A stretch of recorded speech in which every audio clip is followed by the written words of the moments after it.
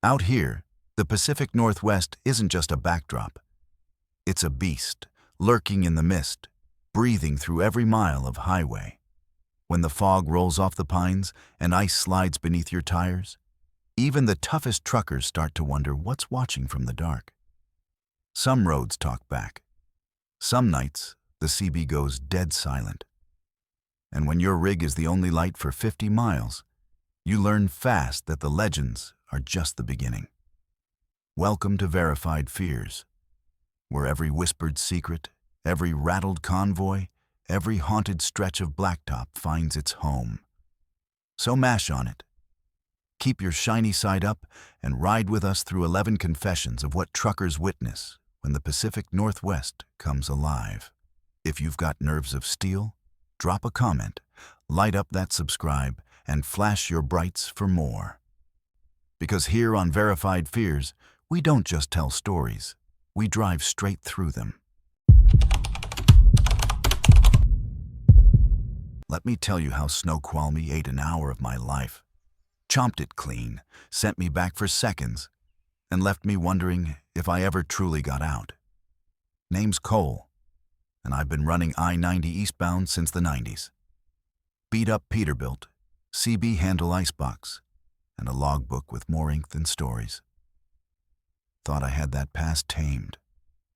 I can tell snow by the taste, ice by the vibration in my steering wheel. You drive Snoqualmie long enough, you start to hear her moods in the hum of the asphalt and the bite of the wind. That night, the snow was coming down sideways, thick, blinding, like the darkness itself had teeth. Chains on, wipers fighting for their life. Radio tuned to oldies just to keep the silence from swallowing me whole. The world was nothing but white streaks slashing at my headlights and the reflection of my own tired eyes in the glass. But I was on time, making good miles, thinking the worst was behind me. At milepost 47, my CB stuttered, crackling, static washing in like a storm surge. I figured it was just the mountain playing games. But then I heard my own voice, warped and syrup-thick, echoing through the static. Icebox, mash on it. Don't stop, not now. Shivers went down my back, hands squeezing the mic like it might bite. It was me, my voice. But I hadn't said a word yet. I brushed it off. Fatigue and mountain weather played dirty tricks. Put the hammer down, crept up that grade, past a jackknifed Peterbilt near a snow-choked turnout. Flashed my brights at a state trooper, classic bear in the woods, waving folks past with that arms crossed, "Go on, get yourself in trouble if you want," slouch. I remember his face. Red beard, glasses, didn't look up, checked the clock. 10:24 p.m. Fine. Heavy breath, hot coffee from a battered thermos, eyes bouncing between the snowy road and the clocks. That stretch always crawls. But tonight, time felt sticky.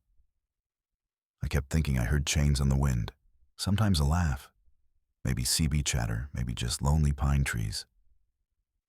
But then it came back. The static, the echo. This time, the voice was panicked. Icebox, you've got to listen. Don't let it loop. Don't fight it. Dead air, engine whining, tack climbing too high. Lost focus, almost hit those same flashing blue and reds, that same jackknifed Pete. Same trooper with the beard, arm waving me past. No damn way. Clock, 10:24 p.m. Again. Thought I'd lost my mind. Maybe I'd nodded off, but my hands ached on the wheel. My rig didn't drift, every gauge still. Same radio song, same spilled coffee cooling in the cup holder. Snow kept falling, thick and deadening. Nothing but the sound of my own blood rushing in my ears. The third time, I was counting. Jackknifed Pete trooper, flashing lights, milepost 47. I started talking to myself. You're tired, Cole. Mountain's playing tricks. I turned the oldies off. Just the CB. My voice came through, raspy, afraid. Don't stop, don't fight. Let it run out. Don't break the loop. I gripped that mic until my knuckles went white. I tried to stop, I'll admit it. Mash on the brakes, feel every muscle protest in my leg, feel the trailer yaw behind me. Starts with a rattle, ends with cold sweat puddling at the small of my back. The world didn't stop. The world snapped. CB screamed, static rising in pitch until it was a siren. Then just silence. The brisk, brittle nothing of a winter night at the top of the world. Look down. 10:24 p.m. again. The exact same ice scraping under my wheels. Same fresh deer blood streaked across the double yellow. Same damn 97.3 home of the hits. DJ making the night sound like it stretched forever. Sweat runs cold in my gloves. I'm shivering, but it isn't the cold anymore. Fourth time. This is when the terror sets in. You lose the fight or flight, just float. I muttered prayers, threats, cursed at the CB, at my own voice. If this is hell, deliver me. If it's not, get me home. Kept driving, eyes peeled for anything at all, different. But nothing changes. Peterbilt, trooper, mash on it. My voice, but wrong, begging. My logbook a flatline, my sense of self a loop. I flicked the dome light on, then off, over and over, trying to catch reality slipping.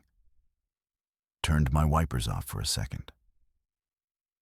Everything stopped except the world outside, spinning, snow crawling on the glass.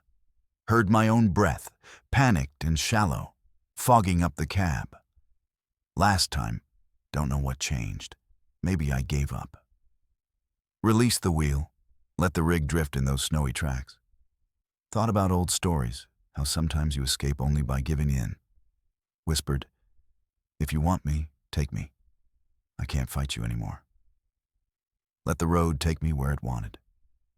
Static bled out, faded into the oldies.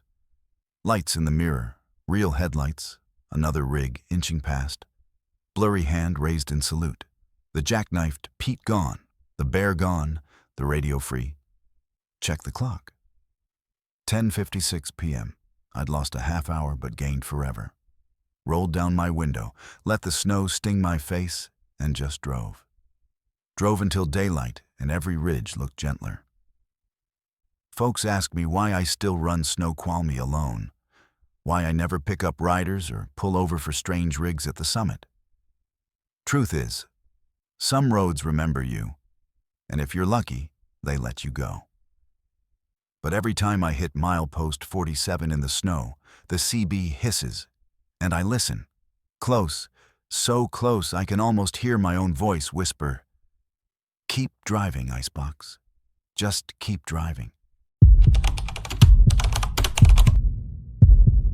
Gonna tell you something I never figured I'd say over a damn CB. Never thought I'd even say it to myself, to be honest. But if you're running I-5 southbound, especially near exit 88, let me put you wise. It's not just bears and lot lizards you gotta watch for. Sometimes it's what you don't see until she's already in your cab. My name's Eddie, CB handle rookie. I'm not green anymore. That changed the night the fog rolled in thick as soup, and I tried to do a stranger a favor. It was late October. Coastal fog coming in heavy enough to bleed your headlights out to nothing. Caught 2 hours behind schedule, hauling bakery goods out of Tacoma, wired from too much burnt truck stop coffee and CB static. I'd stopped in Olympia for gas, a quick splash and go, grumbled at the price, swapped shiny side-up jokes with a local yokel near the pump. About a dozen rigs stretched in rows behind the station, kicking off slow CB chatter like a lullaby for the lonely. My nerves weren't all that rattled yet. Not until the fog started to crawl in, thick and cold. It clung so heavy it felt like it was trying to get inside the cab, freezing up my mirrors, making every red tail light look like a floating ghost. Past exit 88. Hit that rural stretch where the forest presses up against the blacktop. branches close enough to scratch paint if you drift. And then I saw her. There are 2 rules you learn fast out here. Don't pick up hitchhikers, and don't ever open your door when the fog's moving sideways. But I was new, heart bigger than brains, always thinking, could be me out there one night. She was standing beneath the flickering rest stop lamp, brown hair soaking through, a rain-drenched coat clinging to her frame, right hand shivering against her own elbow. Couldn't see her eyes for the way her bangs stuck, but she had this odd smile, half a plea, half a challenge. I heard myself say, "You good? Need a ride?" CB hissed with static.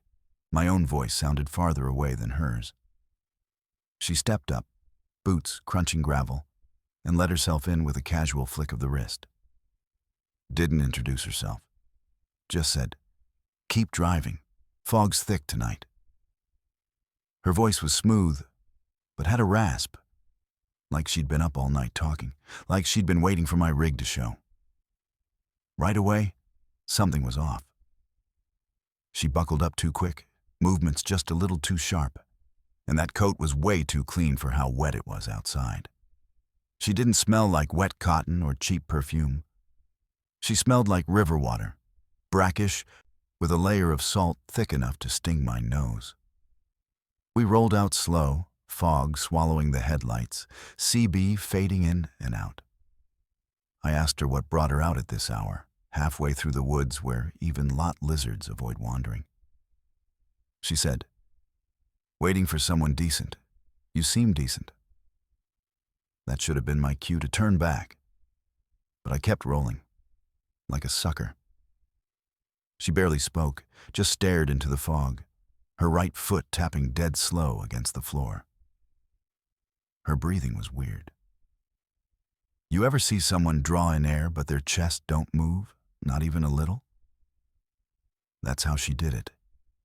Each inhale like she was savoring the atmosphere, eyes staring straight through the dash. After 15 miles, my skin started to crawl. The cab felt colder than outside. Condensation built heavy on the inside of the glass, fog seeping into my bones. She didn't fidget, didn't shift, didn't blink much. Kept repeating, "You seen many on this stretch?" I lied, told her only bears and bored lot lizards. She grinned at that, lips pulling too far up at the edges, showing a row of teeth that looked almost human, but not quite. I flicked the CB radio for help, hoping for chatter, just anything to break the tension. Breaker 19. Anyone riding near exit 88? Fog's thick, rookies feeling it. Dead air, then a crackle. A voice I'd never heard before.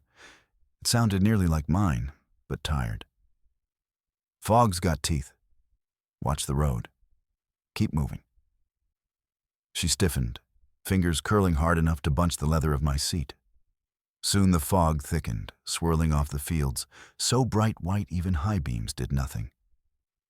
I adjusted the mirrors and caught her reflection. Her face was wrong in the glass. Not distorted, just longer. Cheekbones too sharp. Her smile stretched further in the reflection, lips looking more like cuts than an expression. Far as I could tell, the passenger seat felt colder than the rest of the cab, like someone had opened a freezer right behind me. The truck kept pulling to the right, a fight in the steering I'd never felt. "Rig slidin'," I said, hoping she'd notice. She didn't answer, just breathed slow, that river water smell filling the cab. The CB cracked again. "Don't pull over. Keep it straight." The fog curled in with streaks of gray, shapes moving just beyond the reach of headlights, impossible to focus on for more than a second. Out of nowhere, she slapped the dash, hard. "Don't stop," she growled, voice sharper, deeper, like gravel grinding under boots. "If you stop, you'll meet them. Just keep driving, rookie." Right then, I realized she knew my handle. I'd never told her. I locked my jaw, mashed on it, hauling the load faster than felt safe. Steering got heavier. The road felt wrong, too slick, even for October. Faint shadows darted in the fog outside. It was the next turn when things really spiraled. The rest stop came up again. Impossible. Like we'd circled back without turning off. She sunk lower, hands clutching her knees hard enough her sleeves slid up, showing bruises. No, not bruises, marks, long and dark, like something clawed her.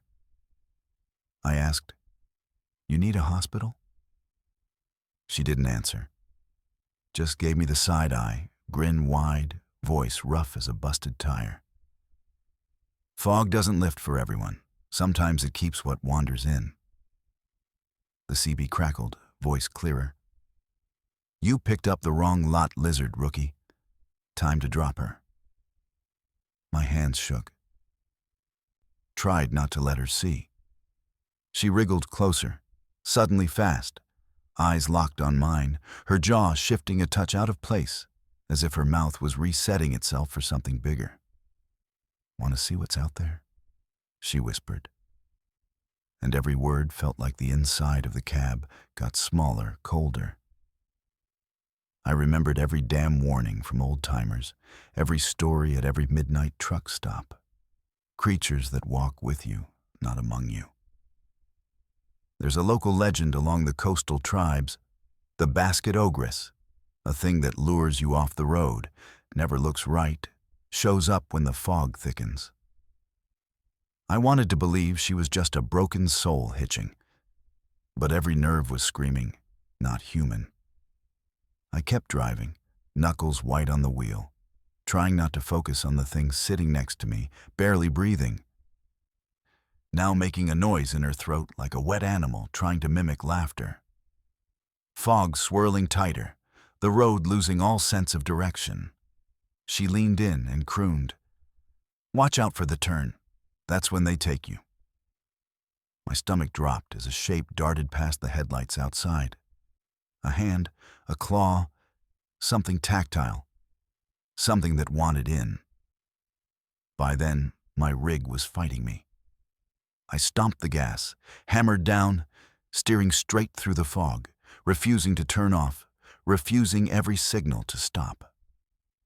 My brain screamed, "Keep her in, keep her safe, keep your head on right." But every mile, her limbs grew longer, knees bunched up, elbows a little too high, fingers flexing while she tracked my every breath. At the next exit sign, she jerked upright. Her voice low, thick with static, words coming out like a flood. "You made it far, rookie." Most don't. The fog started to break. Just like that. The world went from white death to a pale blue night, moonlight shining awkward on her skin. She turned to me, eyes finally visible. Black pits cut through a smooth face, somehow smiling without muscles. She leaned in too close and whispered, "This isn't your last, Fog. Remember me next time." The passenger door flew open, didn't touch the handle. She slipped out, fluid as mercury, gone before I could blink. Left behind a cold, damp seat and the smell of the coast, salt, seaweed, something older than rain. I sat frozen, heart pounding so hard it nearly drowned the engine out. The CB sparked alive. "Shiny side up, rookie. Keep your doors locked." I watched for her face in every mirror, every puddle, every pool of moisture for weeks. Never saw her again. But every fall, near exit 88, when the fog creeps in and the woods press close, I lock my doors twice, skip the rest stop, and remember that smile, the way her jaw moved. Out here on I-5, you learn quick. Not everything that wants a ride should get one, and some things leave a mark that no amount of driving will ever let you outrun.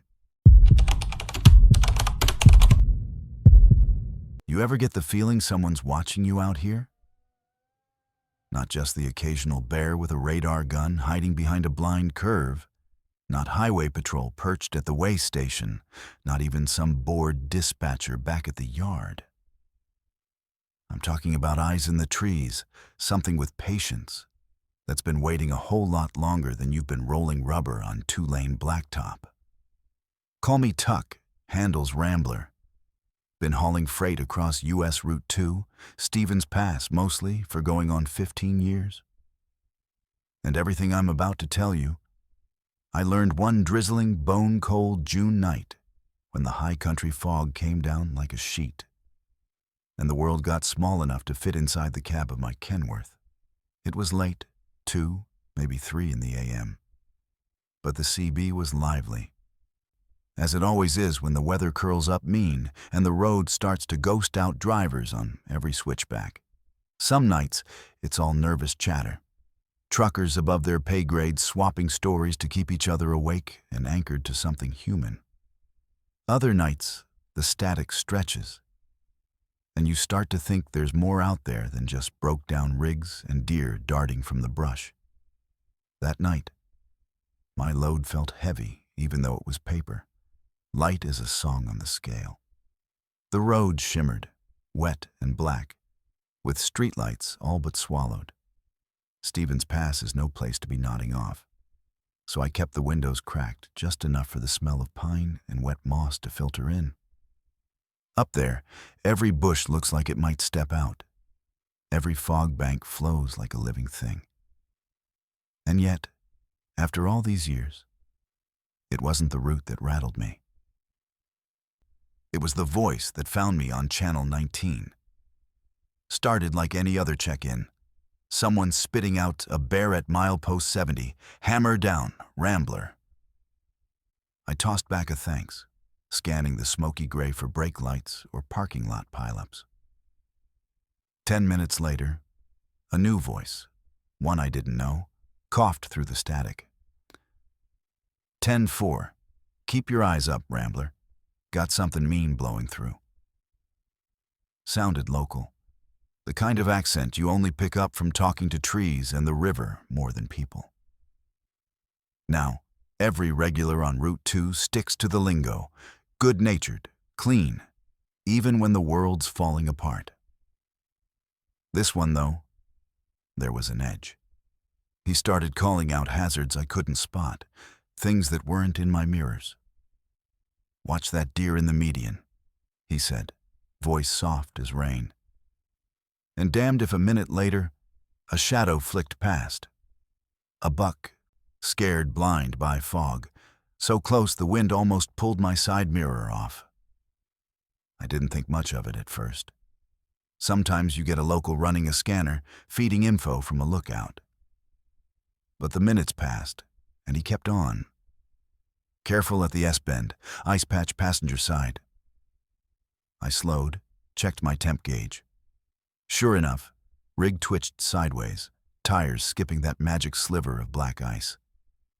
I'd driven that bend 1,000 times, but if I'd taken it hot, I'd have biffed it. My hands went slick on the wheel. "CB God's looking out," I muttered, trying to shake the cold crawling up the back of my neck. Fog started pooling thick at the forest's edge, a wall of white you could almost scoop with a shovel. "Count your blessings, Rambler," said the voice. "You got more eyes tonight than most." That was when the air went cold, not outside, but in the cab itself. CB static fell to nothing. World shrank till it was just headlights on liquid asphalt, and that voice, coming across clear as a bell, felt like he was sitting in the next seat over, breathing slow, matching my rhythm. Next hazard, he called a logging truck rolling slow just over the grade. "You'll come on her just over the drop. She's blacked out, tail lamp blown. Keep your lane, Rambler." Sure enough, rounding the next turn, there she was, half lost in the fog, no taillights, hulk blocking up the slow lane. I cracked out a "much obliged, whoever you are." But all I got back was laughter, low, gravelly. "Eyes up, Rambler. I see lots out here." Trucker lingo gets thick, especially among lifers. But something about the way he spoke made my hands sweat. He started calling things before they happened, not minutes, but seconds. You thinking about switching lanes in 10? Don't. Car's out of sight. Wait. My hand froze on the turn signal. Sure enough, a compact shot out of the fog, high beams burning through the dark like devil eyes. How the hell? I whispered. He kept at it. Might want to check your left rear, Rambler. Cargo's shifting. You feel that? And I did. The whole truck line shivered. A little metallic shout from deep in the trailer. I sucked my breath in so sharp I choked on it. How you know all this? I spat into the mic, heart thumping. Because you brought me with you, he said, voice suddenly so empty it made the CB whine. The road went quiet, engine barely a murmur, my own breathing the only human sound left in Stevens Pass. I snapped the CB off, then on, then off, trying to kill the line. But he was still there, always there. Every time I slid my finger to the talk button. And then the world dropped out. My rig veered, maybe 6 inches, probably more, right into the brambles lining the ditch. You don't get to cut me off, Rambler. I'll speak when I want. My hand started shaking. No coffee in the world could fix that. The voice got colder, heavier, started talking like he was reciting a checklist from a route I hadn't even run yet. You're thinking of your daughter now. She's at Western, off classes for a week. My heart stopped. No one but me, and maybe her, knew that. Who the hell is this? I half yelled into the static. Silence. Then the CB barked again, louder, like he'd stuck his face right in the grill. You ever stop wondering who's watching you out here? Who knows what cargo you haul, who you call on Sundays, what makes you sweat? Ain't always bears, Rambler. Not always something with a badge. I tried to block out the voice, rolled down windows, blasted country so loud it made my side window rattle. But every time I touched the CB, the voice slipped back in, calling out hazards that hadn't happened yet, counting cars I couldn't see. Then my logbook, lying open on the dash, fluttered and snapped shut with a gust, even though both windows were now rolled back up, and the air was dead still. My blood ran cold. When I looked up, the fog had swallowed the world. Couldn't even see the hood ornament on the Kenworth. Only thing that cut through was the rhythm of my own engine and his voice. Let's try something, Rambler. Close your eyes a second. Now, any other night, I'd laugh that off. But my whole body froze up with the certainty that something bad would happen if I didn't. I blinked, just a second, no more. And when I opened them, everything outside looked wrong. Trees had moved closer, lights out of order, twice as many mile markers as there should have been, signs jittering at the edges. He started laughing low. Sometimes I drive, if you let me. My hands jerked on the wheel, cold sweat slick on my palms. Not tonight, I said out loud, like it might help. Not ever. Traffic behind me vanished, no running lights, no convoy, except for my reflection in the side glass, which for a moment flickered and smiled back. The CB spat static, then the voice shifted again, calm, like he'd nursed 1,000 miles of tired bones. Don't panic, Rambler. Just a detour. Keep your nose north. Don't stop. And I drove. Had to. Steering wheel might as well have been welded straight. He started talking softer, almost gentle. But now he was telling stories I'd buried. Times I'd drifted off the blacktop drunk, nights I'd nursed heartbreak, names I'd never spoken aloud. Each memory pulled up out of my head like fishhooks. The road twisted and buckled, headlights bouncing, while his voice led me forward. narrating things I swore nobody else could possibly know. The sense of being watched grew teeth. Every hair rose on my arms.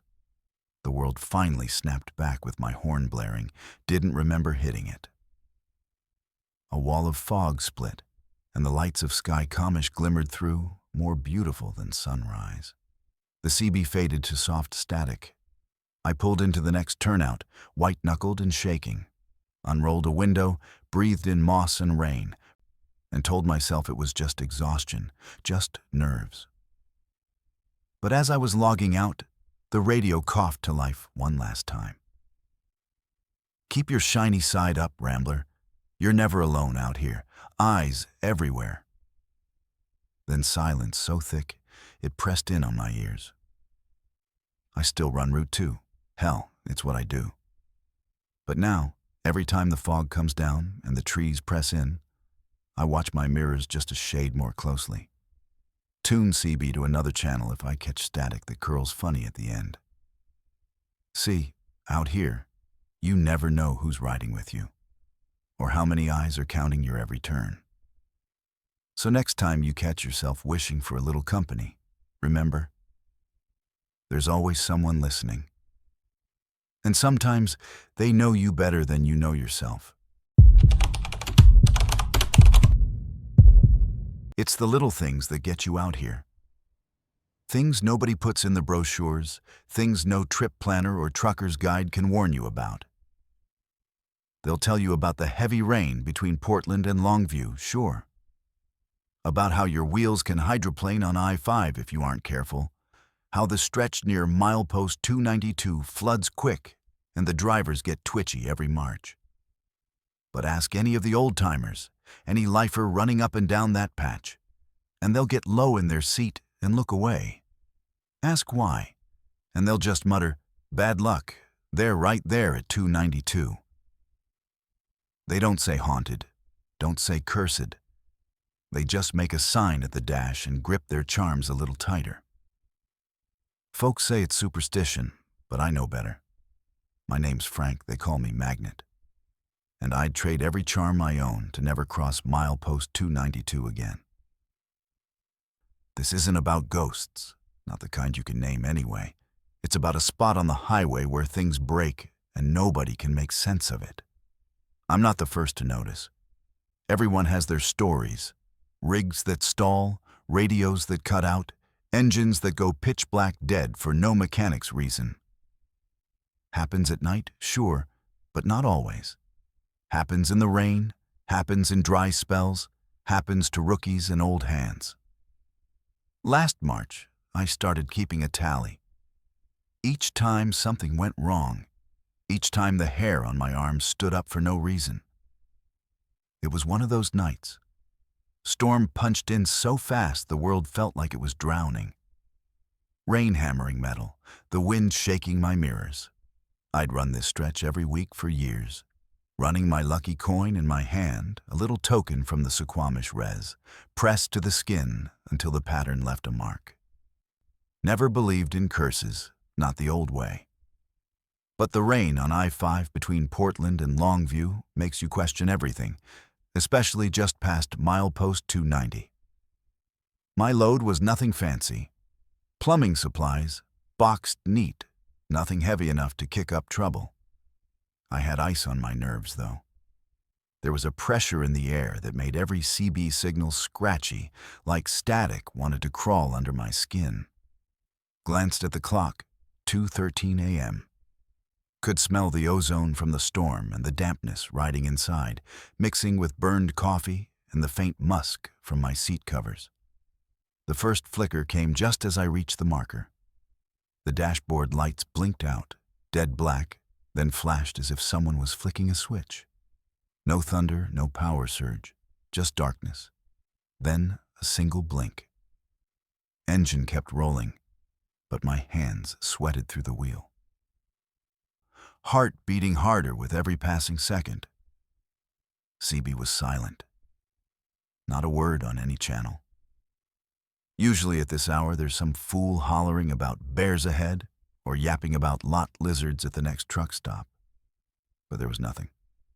Just the sound of rain, slap, slap, slapping the roof of the cab, washing out all music and warmth. It got colder. That's how it starts. You get cold in your bones, deeper than the air. Something makes your skin crawl. I tried to brush it off, cracked the window for some fresh air, felt the water spatter against my arm. The road glistened, black velvet streaked with reflections from rain and the dull red of my taillights. Past milepost 291, started feeling nervous. I remembered all the times I'd heard of breakdowns here. Engines sputtering, brakes refusing to engage, tires hissing like snakes. Suddenly, dash lights flickered again, off, on, off for 3 seconds, while my radio gave an ear-splitting screech. Then it hit. I lost everything. Engine cut to complete silence, electrics gone, only the wipers fighting for their life. Rig skidded, coasting dead still at 65, hydroplaning toward the barrier. I locked the wheel, cussing, hands sliding on the leather, praying something somewhere would catch. I mashed the brakes, but they went soft. No resistance, pedals sinking flat to the floorboards. Tried the emergency, nothing. No radio, no hazards, nothing but the pounding rain. A world gone black except for my heartbeat booming in my ears. Something happened outside the cab, something I never want to see again. The rain slashed sideways, shapes swirling just at the periphery of my headlights, out of focus and moving quick. Gone before I could track them. Thought I saw a face, maybe a shadow, maybe just the way water pools on glass. Felt myself freezing up, praying under my breath, finger pressed tight to that lucky coin. The rig finally coasted to a ragged stop, it just shy of a pullout near milepost 292. I was breathing like I'd run a mile, chest hurting, sweat mixing with rain. There was a silence then, a deep, sharp silence, like the world took a breath and held it. I turned the key. Dead. Nothing. Tried again, forced a curse out loud, trucker style, a hard snarl, something that would make old-timers chuckle at a truck stop. Then, all at once, the CB crackled to life. Magnet, keep your eyes ahead. Don't turn back. The voice wasn't familiar. It was sad, almost childlike. I froze. All the stories flooded up. The tales about old tribal grounds, the fishing camps that once lined the river right here, burial mounds no one talks about. There's a stretch of road where the river runs too close, where the ground is soft and the stories get lost in the floodplain. I grew up hearing old men whisper about it, never expected to face it head on. My headlights flickered on again, then off, then on, weak, dim as candlelight. Just enough to show the world outside as less a highway and more a washed-out gray dream. In the glow, I saw something I can't explain. The rain was falling, but not straight. It bent, like a sheet being pulled sideways, drawn toward something off the highway, somewhere in the trees. There was a feeling, thick in my throat, like I had to leave, fast. I pressed my coin to the dash, forcing a wordless prayer out. The coin got hot, weirdly hot, like it was burning. I yanked it back, stared at the skin, a thin, red line glowing in the darkness. Tried the engine. Nothing. CB hissed again, voice shorter now, almost urgent. Don't turn back, Magnet. Keep your eyes forward. Out of reflex, I looked up, checking the mirrors for traffic. No one. Not a single rig behind me. Not a car, not a bike, nobody. Just the slipping reflection of my own face, drawn and tense. There's this feeling that comes with breakdowns on the road, an instant dread, a sense that if you wait too long, the world will shift and swallow you up. I grabbed my flashlight, shoved open the door, boots meeting a river of rainwater. Waded around the cab, tried the hood. Nothing unusual, everything dry despite the torrent. No burnt wires, no blown fuses. It was like the rig had chosen that moment to just stop. I heard something low, almost a hum, from the ground beneath the truck. You get used to engine vibration, to the feel of the asphalt singing under your wheels. But this was deeper. Not mechanical. It thrummed, pulsed, like a heartbeat beneath the river mud. I stepped back, hit the door frame, slipped hard, palms sliding against slick metal. Stumbling up, heart stuttering, I glanced past the rigs parked up the way. Saw two old-timers standing outside their trucks, eyes fixed straight ahead. No umbrellas, rain soaking their hats and coats, not moving, not talking, staring at the milepost, like if they blinked, the world would break. I tried talking, called out, "You folks all right?" Neither answered. Both gripped something leathery over their hearts, a charm or talisman, knuckles white. I tried to approach, but something dragged at my nerves, pulling me backward. My coin pulsed hot again, a warning in every atom. Back in the cab, I tried the engine for the third time. No start. Clock blinked, 2:23 a.m., frozen, refusing to move. I felt tension, the rigid edge you get when a highway cop's tailing you. But different, primal. The world outside felt sharp, so sharp it could cut if I touched it. Rain slowed, odd for spring, even in the PNW. As it did, the rig lights flickered, then blazed bright, blinding for a second, enough to pierce the patch of road around milepost 292.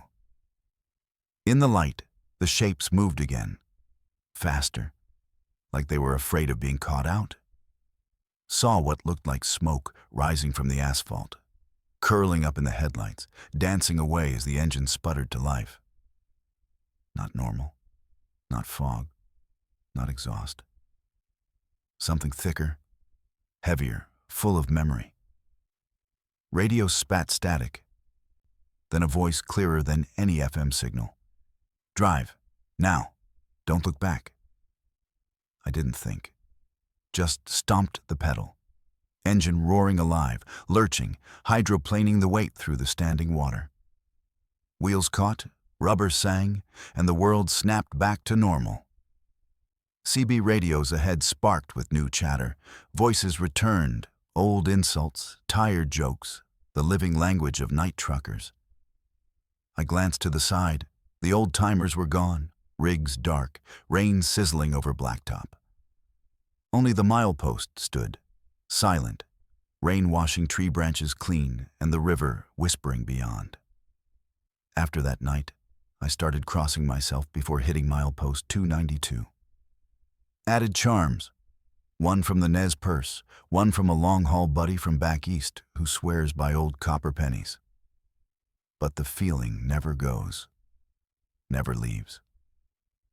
Each time I run past that strip between Portland and Longview, I listen for things breaking, engines faltering, radio static gone mean. And every now and then, when my hands tighten up and the CB goes dead, I remember the voice that told me to keep going, never look back. I count the seconds until I see another rig, another trucker to break the silence.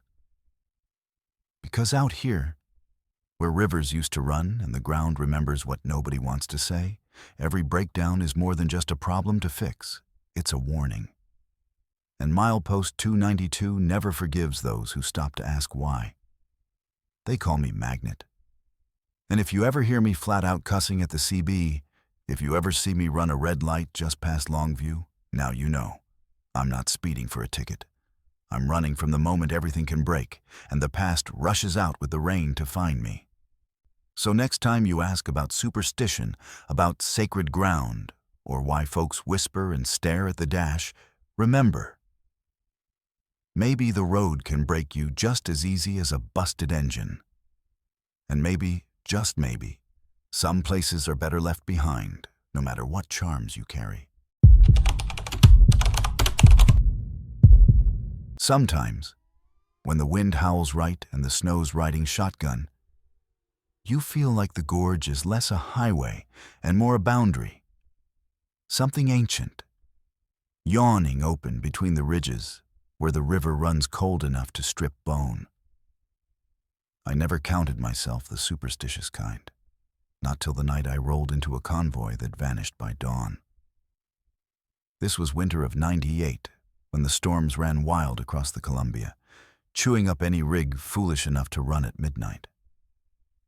I still hear the silence sometimes, years later, and I don't tell this story for comfort, just for warning.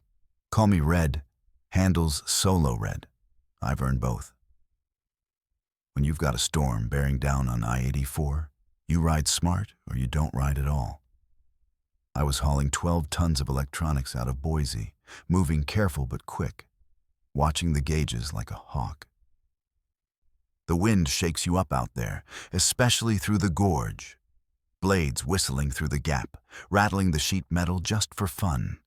Everything fogged up early, icy crystals building on the wipers, sleet pounding like marbles. I rolled into the Dalles with a quarter tank, nerves fraying, listening for any excuse to take 5 and warm up my feet.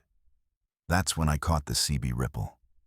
Channel 19 was thick with static, but there was a voice cutting through, light and steady. Good company in a storm. Westbound. Drop anchor at Dallas. Stay in line for the convoy. Figured it was local. Nobody talks convoy unless trouble's coming.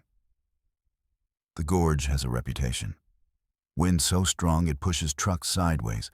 Ice so sneaky they say it crawls by night. Pulled in next to 3 other rigs, engines humming, headlights painting lines in the freezing fog. We nodded, a rig with a blue flame mud flap, another a little battered but clean, third scuffed dull gray. The lead called himself Ghost, CB slang for don't ask questions, just follow my brake lights, you know? We were 5. Ghost, Blue Flame, Old Timer, Grayback, and me, Solo Red. Didn't take much for the world to go quiet once we started out. The wind swatted hard against my trailer, and the whole gorge rumbled, air thick with electric danger. The convoy pulled tight. Everyone knows the rules. Keep enough space to brake, but close enough that you don't lose the line. Ghost's tail lights flickered in the snow, dancing ahead, a moving target. CB kept up. Who's got what load? Who's running what engine? Where's the next bear? It felt good, safe, that strange brotherhood born of strangers in the wild. Miles slid under the wheels, but the storm wasn't letting up. Every time a gust hit, my rig would rattle, the door seals screaming and wipers shrieking like banshees. I kept my eyes forward, watching Ghost, listening as Old Timer told one more about running through Yakima in '88. Frost on his beard, hands so cold they stuck to the wheel. Even Blue Flame started jumping in. Young guy, lots of swagger, scared beneath the laughter. Every so often, fog would surge and fill the world with shifting shapes. Sometimes it played tricks, made it feel like there were more trucks than lived in the convoy, lights duplicating across the ice, shadows running the shoulder. Other times, the snow fell wet and heavy, beating a rhythm on the roof so steady you'd think you were driving through a waterfall. About 20 miles in, Grayback's voice cut in, a little thin. "Red, you still with us?" I flashed my high beams twice. "Copy that. Close is kissing your bumper." Ghost swung us a little closer to the shoulder, the only safe lane left with the wind cutting hard. You could see the whitecaps roaring on the river, slick, churning, hungry.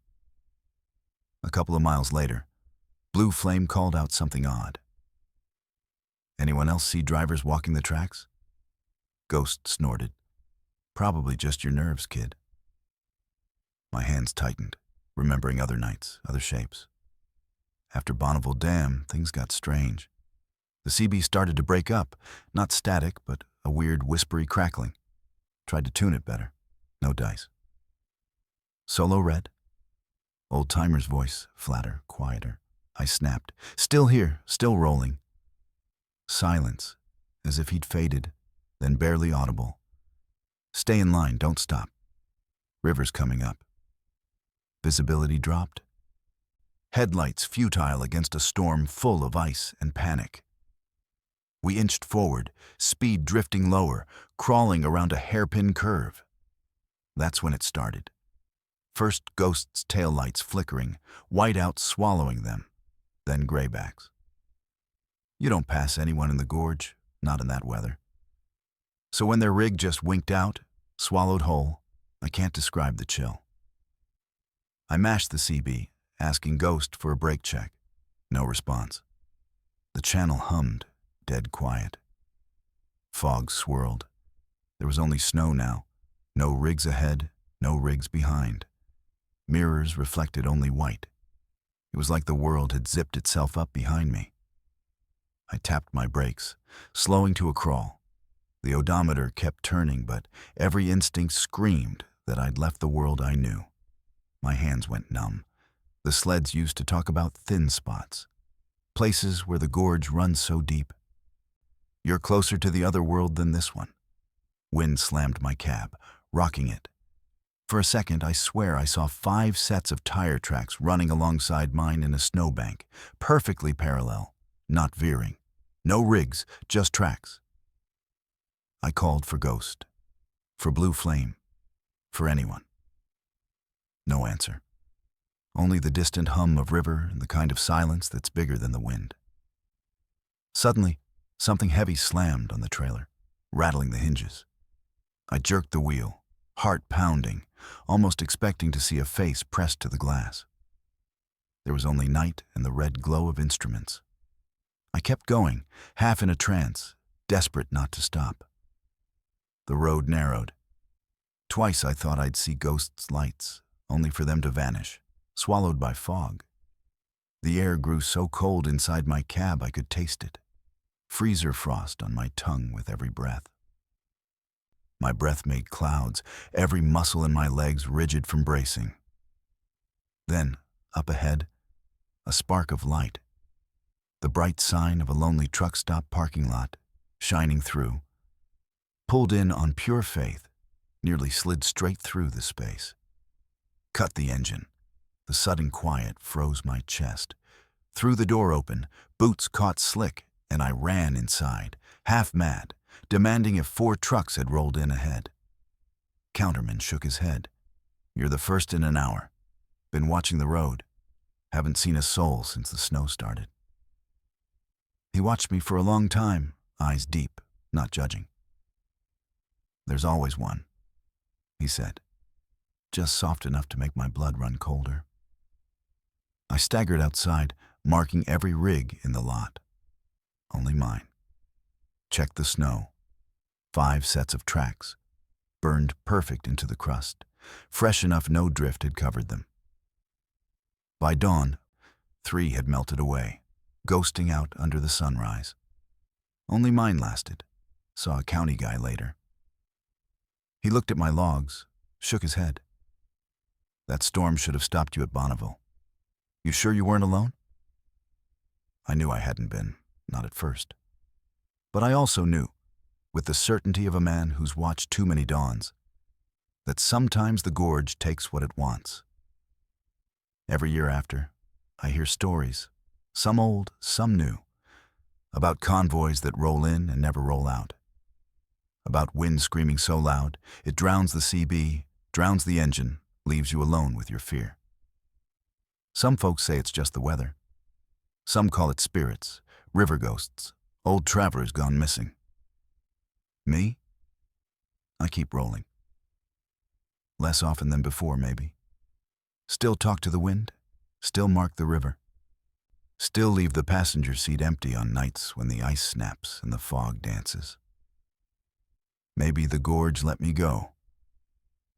Or maybe it kept just enough to remember me by. Here's the thing. Trucking through the gorge, they tell you, Don't leave the line. Trust the road. Ride together. But the road only cares for itself.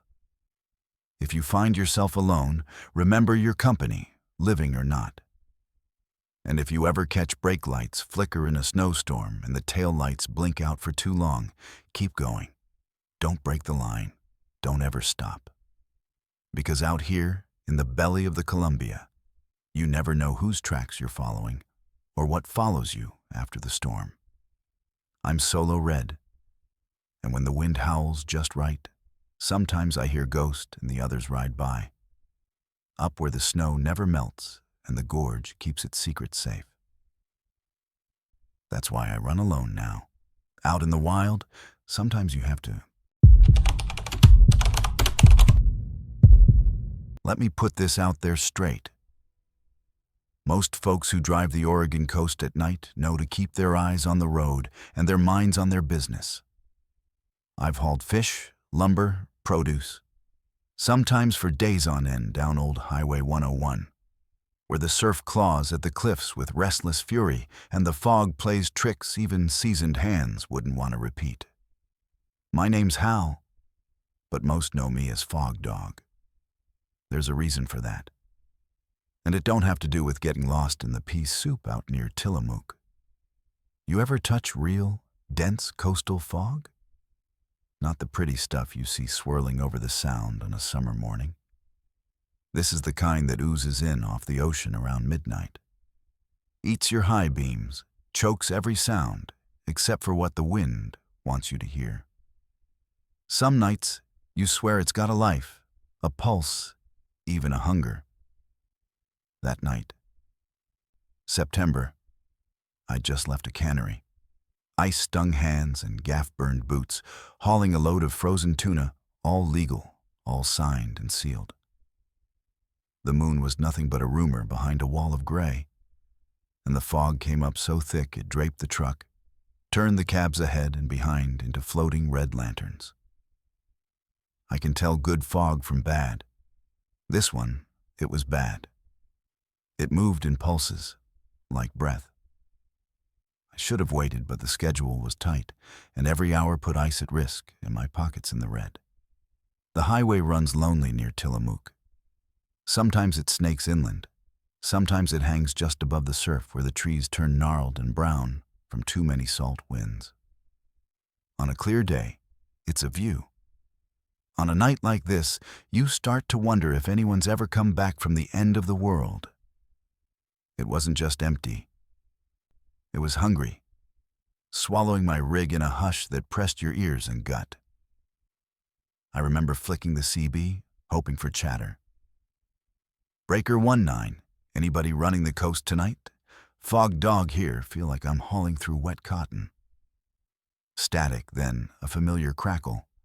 A couple voices piped up, all of us sounding too bright, too eager, as if we could out-talk the quiet. Just keep the rubber down, Fog Dog, somebody said. Till the sun comes up, it's ghost country. We all laughed, but it wasn't a happy sound. I started to notice shapes behind the mist, never clear, always in the periphery. At first, I thought it was just eye strain or nerves, the way a man imagines faces in driftwood or monsters in cloud banks. But every few miles, a ripple passed outside the glass, slow and even, like something walking in perfect step beside me, too smooth, too sure. Once or twice, I caught movement in the mirror, a pale, long-armed something keeping pace along the shoulder, vanishing when I braked. I told myself it was just the weather. It's always the weather until it isn't.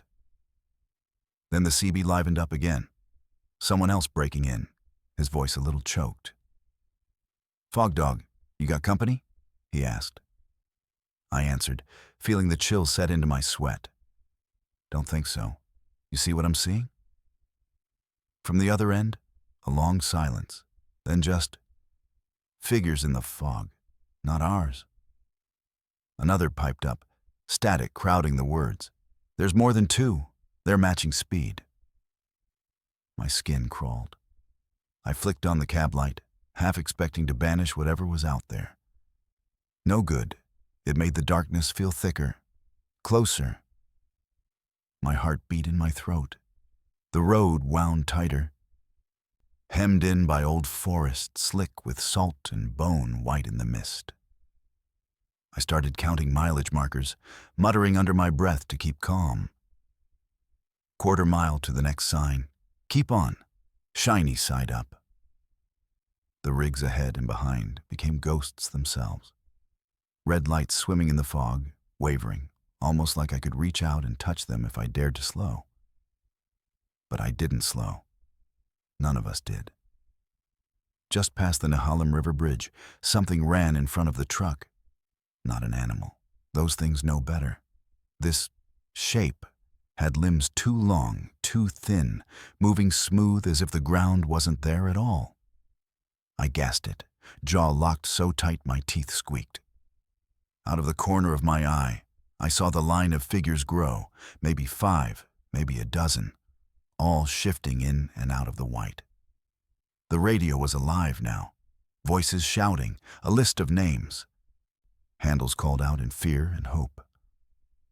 One by one, signals died. Only static and my own voice remained, harsh and weak. The fog pressed in until I could hear the ocean, not in waves, but in a long, deep groan. The sound of tide against rock, echoing through the cab. The air burned with the scent of salt and rot, and somewhere under the engine I caught another scent. Smoke, old and bitter. The kind you find after something beloved's been charred down to coals. That's when the shape started tapping. Gentle at first, like twigs in wind, then firmer, like knuckles rapping on metal. No rhythm, just repeated warnings. My dog in the cab whined. First time I ever saw him scared of the dark. I didn't open the window. I didn't even look down. Kept my hands firm, nails digging grooves into the leather. The line of us grew smaller. Where once I'd seen dozens of red eyes ahead and behind, there were now only 3. Not trucks, figures. They matched every turn, sometimes veering off behind the trunks, only to catch up at the next straight. They didn't walk, not really. More like floating, as if the fog itself carried them along. The miles stretched, just fog, river, faint CB static. Then a voice, low, heavy, and nothing like any I'd heard on 19, broke in. Keep moving, fisherman. Don't open your eyes wider. This is the old country tonight. Something about the cadence, the hush. It was less warning and more edict. Suddenly, the world tilted. One last curve before the Manzanita cutoff, and the road beneath the trailer lurched, like a living thing ducking out from under rubber and steel. My head spun, felt the horizon shift up and down. The fog thinned for a flicker, and I saw what lay outside the glass, shapes taller than a man, arms trailing, faces more suggestion than feature. Empty holes where eyes ought to be, blinking in silent disappointment. They reached, but never touched. I mashed the gas, hauling past the limit, trailer fishtailing in wild protest. The fog curled behind, almost trying to drag me back. Out of nowhere, the world snapped right side. The lines on the blacktop clearing, the stench of rot swept away by a wild salt wind. The figures vanished just as quick. The cab light came on by itself, a brief flash, and my CB buzzed low, no voices, just silence. My dog, shaking, crawled up on the seat, pressed against my ribs like a pup, not a 90-pound lab. We rode out the last stretch that way. Road unwinding, fog peeling off, sky brightening to a gunmetal dawn. Not a single truck behind me. Not a word from the folks I'd heard yapping an hour earlier. Tillamook blipped by bright as noon. But I didn't stop. Didn't breathe right until I hit the way station well out of the fog's reach. When I looked back at my trailer, it was streaked with handprints in salt, real, gritty, damp, like someone or something had pressed itself alongside, urging me onward, dragging me if I slowed. Never again did I run those miles at night. I warn all the newcomers now. Sometimes the fog walks, I say, and I get looks, smirks, rolled eyes, the kind that say, old dogs talking nonsense. Let them laugh. All it takes is one night when the sea rises wrong, when the wind calls your name, when you see the faces that don't want to be seen. If you ever ride Route 101 in a fog that breathes, keep your windows up, headlights low, and your mouth shut. Because if you acknowledge what's out there, give it your notice, it just may decide to ride along. And trust me, it's a passenger you won't shake. Not for all the dawns between here and Astoria. They still call me Fog Dog. The name sticks for a reason. Because every so often, when the weather shifts and the coast pulls its cloak over the world, I swear I see them keeping pace, waiting for someone else to slip up, to leave a door open. Drive smart, don't look back. And remember, some cargo, some company, you don't get a say in. Not on nights like those. Funny thing about the Central Oregon high desert. By day, it's an open wound under a wall of blue, the kind of place that makes every secret look small. But by night, that's when the tricks crawl out. The heat slips away and the whole place changes color, like the world's pranked you and is just waiting for a good laugh. I'm a freight dog, handles Cactus Jack.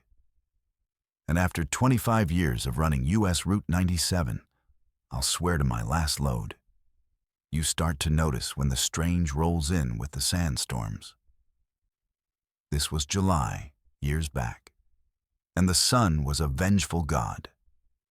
By 3 in the afternoon, the world was melting, the tar bleeding through the seams, mirages wriggling off the horizon like snakes. My run was simple. Paper cargo, light, not a soul in the cab but myself. Klamath to Bend, the kind of scorcher that makes you pray for night, no matter what the nightmares bring. I hit Lapine right as the sun dipped red, Riggs Dash still radiating heat, every joint squawking for an ice pack. Even the CB was lazy. Coyote running hard out there tonight? Someone croaked. Hope he stays off the road. Laughter, jokes about the great trickster, old as dust. Traffic thinned out quick after dusk. You ever see Route 97 when night falls? Feels like the last highway at the end of the world. Fence posts flickering by like seconds, black hills hunched up on all sides. Even the pines seem to skulk low, like they're hiding from something bigger than weather. I put on my favorite station, old rock, static through the static. But the closer I got to Redmond, the weirder the night felt. The heat in the cab didn't cool, but my skin prickled up and down my arms, like the AC was blowing ghosts. I chalked it up to dehydration, or maybe the lousy sandwiches I'd grabbed back in Klamath with the gas. At mile marker 140, the desert changed. Not the landscape. It was always sage, sand, tumbled wire, and bone-dry creeks. But the air, the feeling, like the wind was pushing back and the world got just a hair too interested in what I was doing. A shape dashed behind the sign, impossibly fast. And for the next quarter mile, I swore the shadows ran alongside me, almost daring me to stop and take a closer look. That's when the radio started laughing. Not voices, not exactly. More like a chorus of chuckles and yipes, high, warbling, trickling through the white noise between stations. I clicked channel after channel. Laughter. Sometimes it sounded like a dog. Sometimes a kid. Once or twice, it echoed my own nervous snort. twisted up and offered back to me, as if the desert itself had caught a bug and learned how to mock. "Breaker 19, I said. "Jack here. Someone's screwing with the radio. Anyone else getting it?" Silence. Then, low as a whisper, the static whispered, "You're funny, Jack." I flinched so hard I smacked my knee on the wheel. Mirrors were empty. Dessert rolled on. You get used to solitude, but that doesn't mean you get good at it. I tried to laugh it off, but the radio followed me. At random, little hoots and cackles, always a click ahead of where I tuned. Once or twice, I could have sworn I heard my own voice talking back, repeating phrases I'd muttered an hour earlier, mocking my own tiredness. Night rolled deeper, heat still coming in waves from under the dash. Cold brushing the back of my neck. I passed a broken-down sedan, dark shapes inside. I slowed, habit, but something prickled. Don't stop. As I rolled past, the headlights barely caught the faces behind that windshield. Their eyes were wide, mouths open, but no sound. And the radio shrieked with laughter, 1,000 voices tumbling all over each other. 50 miles on, all light vanished from my mirrors. The only company was 3 crows drifting into the reach of my brights now and then, looking for spilled guts or lost history. I sipped tepid coffee, kept muttering, "Ain't real, just nerves, just sand and sage," under my breath. Over the CB, a new voice, playful and sly as a fox. "Going fast, Jack, but you can't outrun your own tail." Another round of laughter, barks and yelps bouncing end to end. Then things slipped. The air went hot and cold in pulses. For a few seconds, the radio static dropped to a full, impossible silence. So still my ears rang. Then footsteps crunched on the gravel shoulder. I dared a quick look out the passenger window. Catching just the edge of the high beams, something moved. Tall, lean, a touch too long in the legs, face shrouded by the brim of a floppy hat, the sort old cartoon coyotes wear. I locked the door, heart thumping. "Who's there?" I called out. No answer, just the wind. As I turned forward, the CB cut in again, my own voice, but not my words. "Looking for something, Jack?" I gunned it. The engine roared and I felt the cab surge forward. But the laughter, it followed. Present in every sound, the rattle of coins in my cup holder, the flutter of my seatbelt, the heavy hush of the desert outside. From then on, every stop in the shadows, every glance in the mirrors, showed me things out of place. Faces I recognized but didn't know. Grins sharp enough to slice rubber.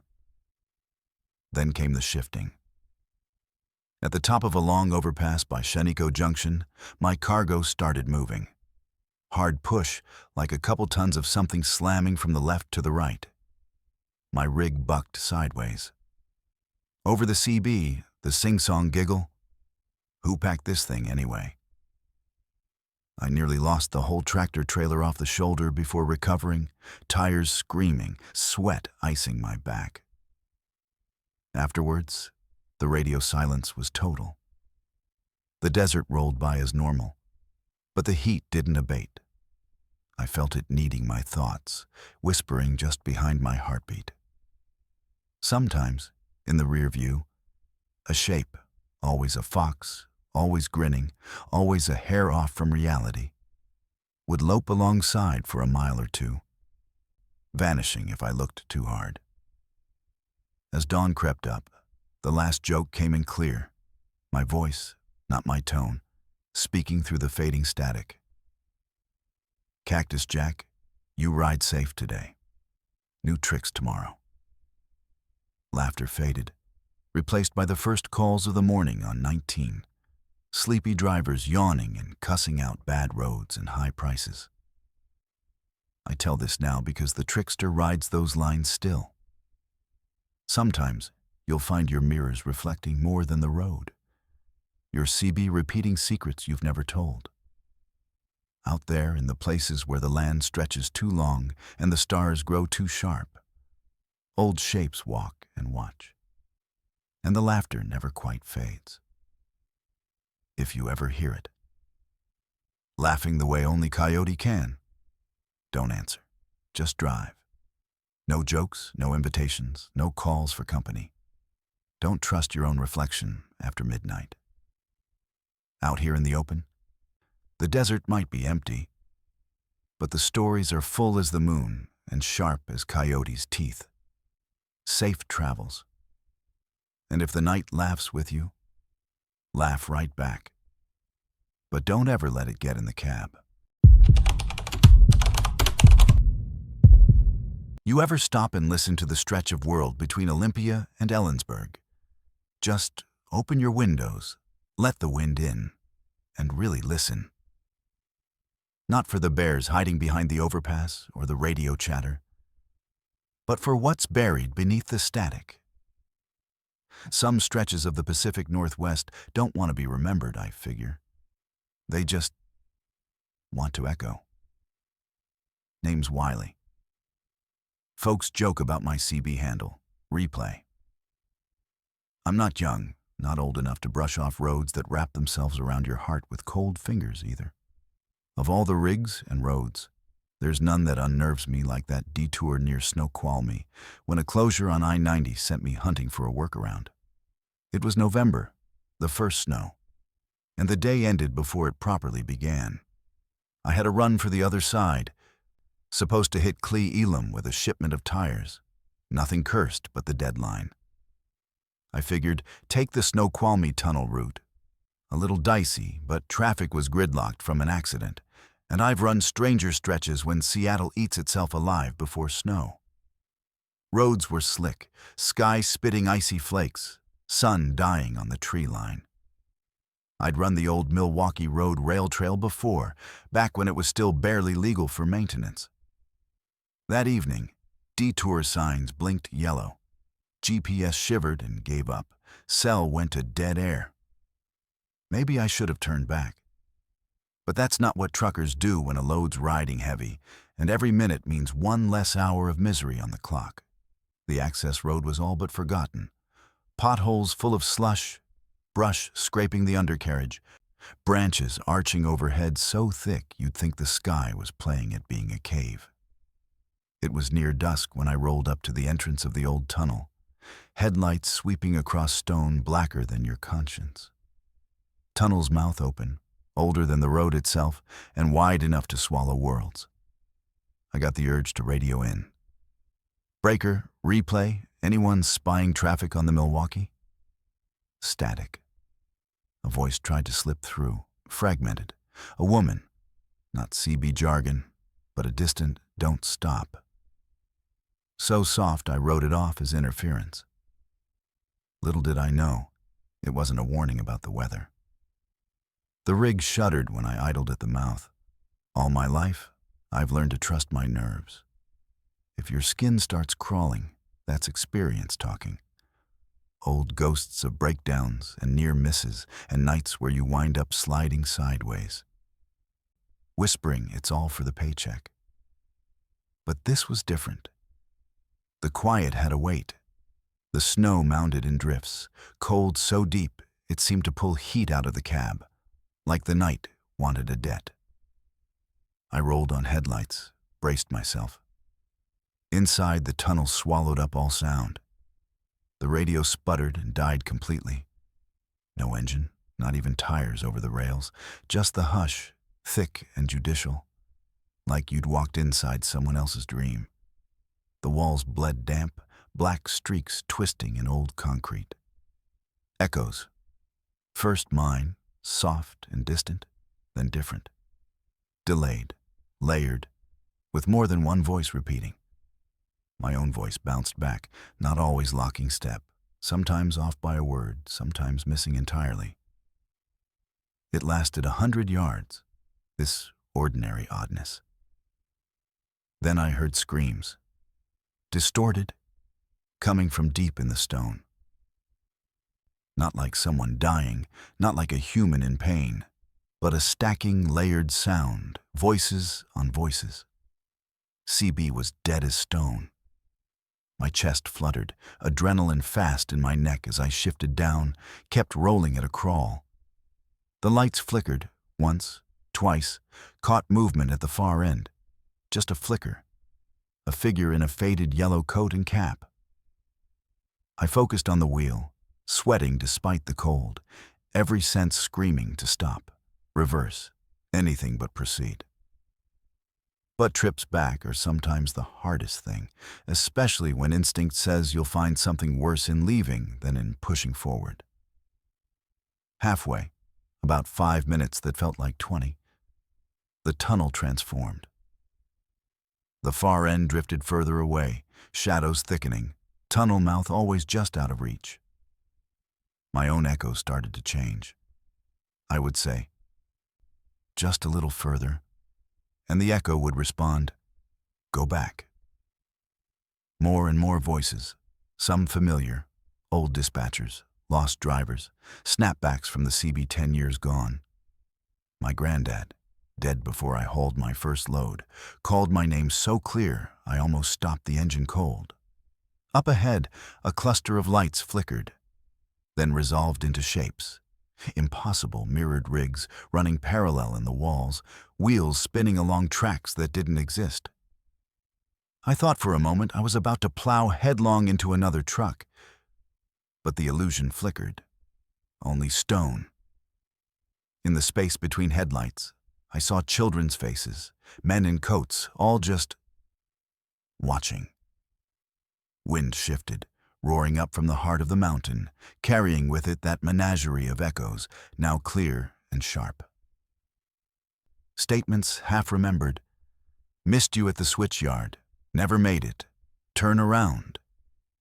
It became a song of old accidents, broken promises, lost cargo, and missed calls.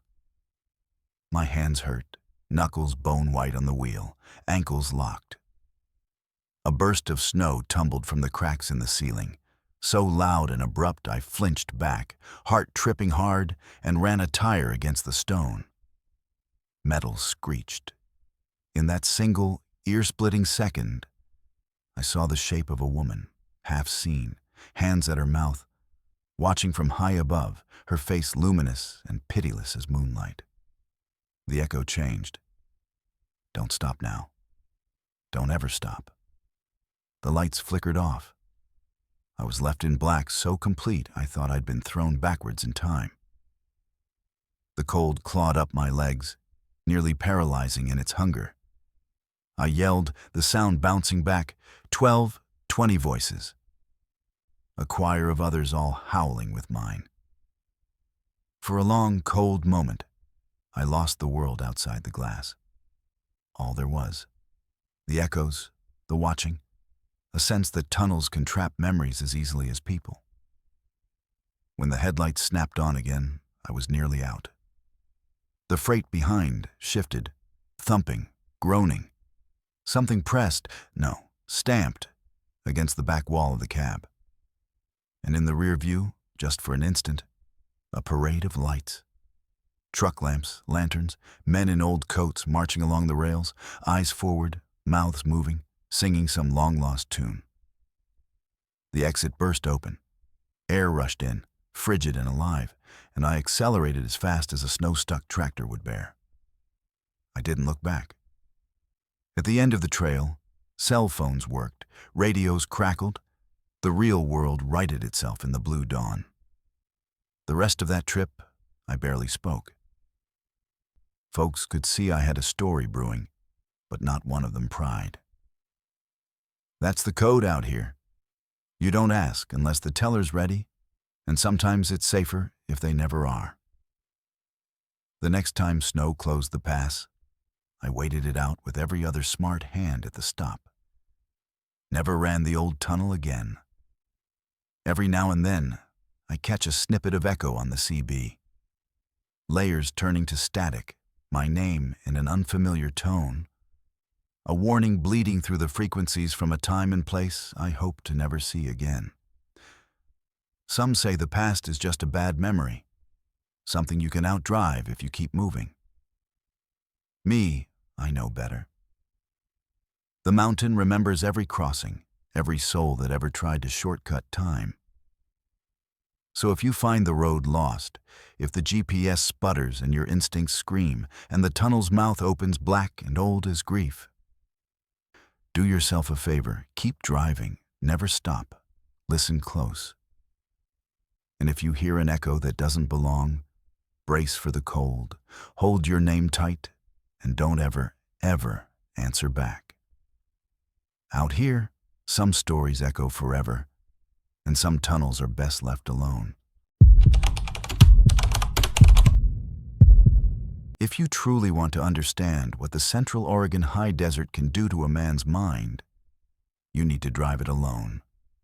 Windows up, CB on, bones humming with the kind of heat that only cracks open after sunset. Forget what you think you know about isolation. This isn't silence. Out here on US Route 97, you start to realize the difference between being alone and feeling alone. And if you're unlucky, the desert finds a way to introduce you to both. I'm Dex. CB handles sundown.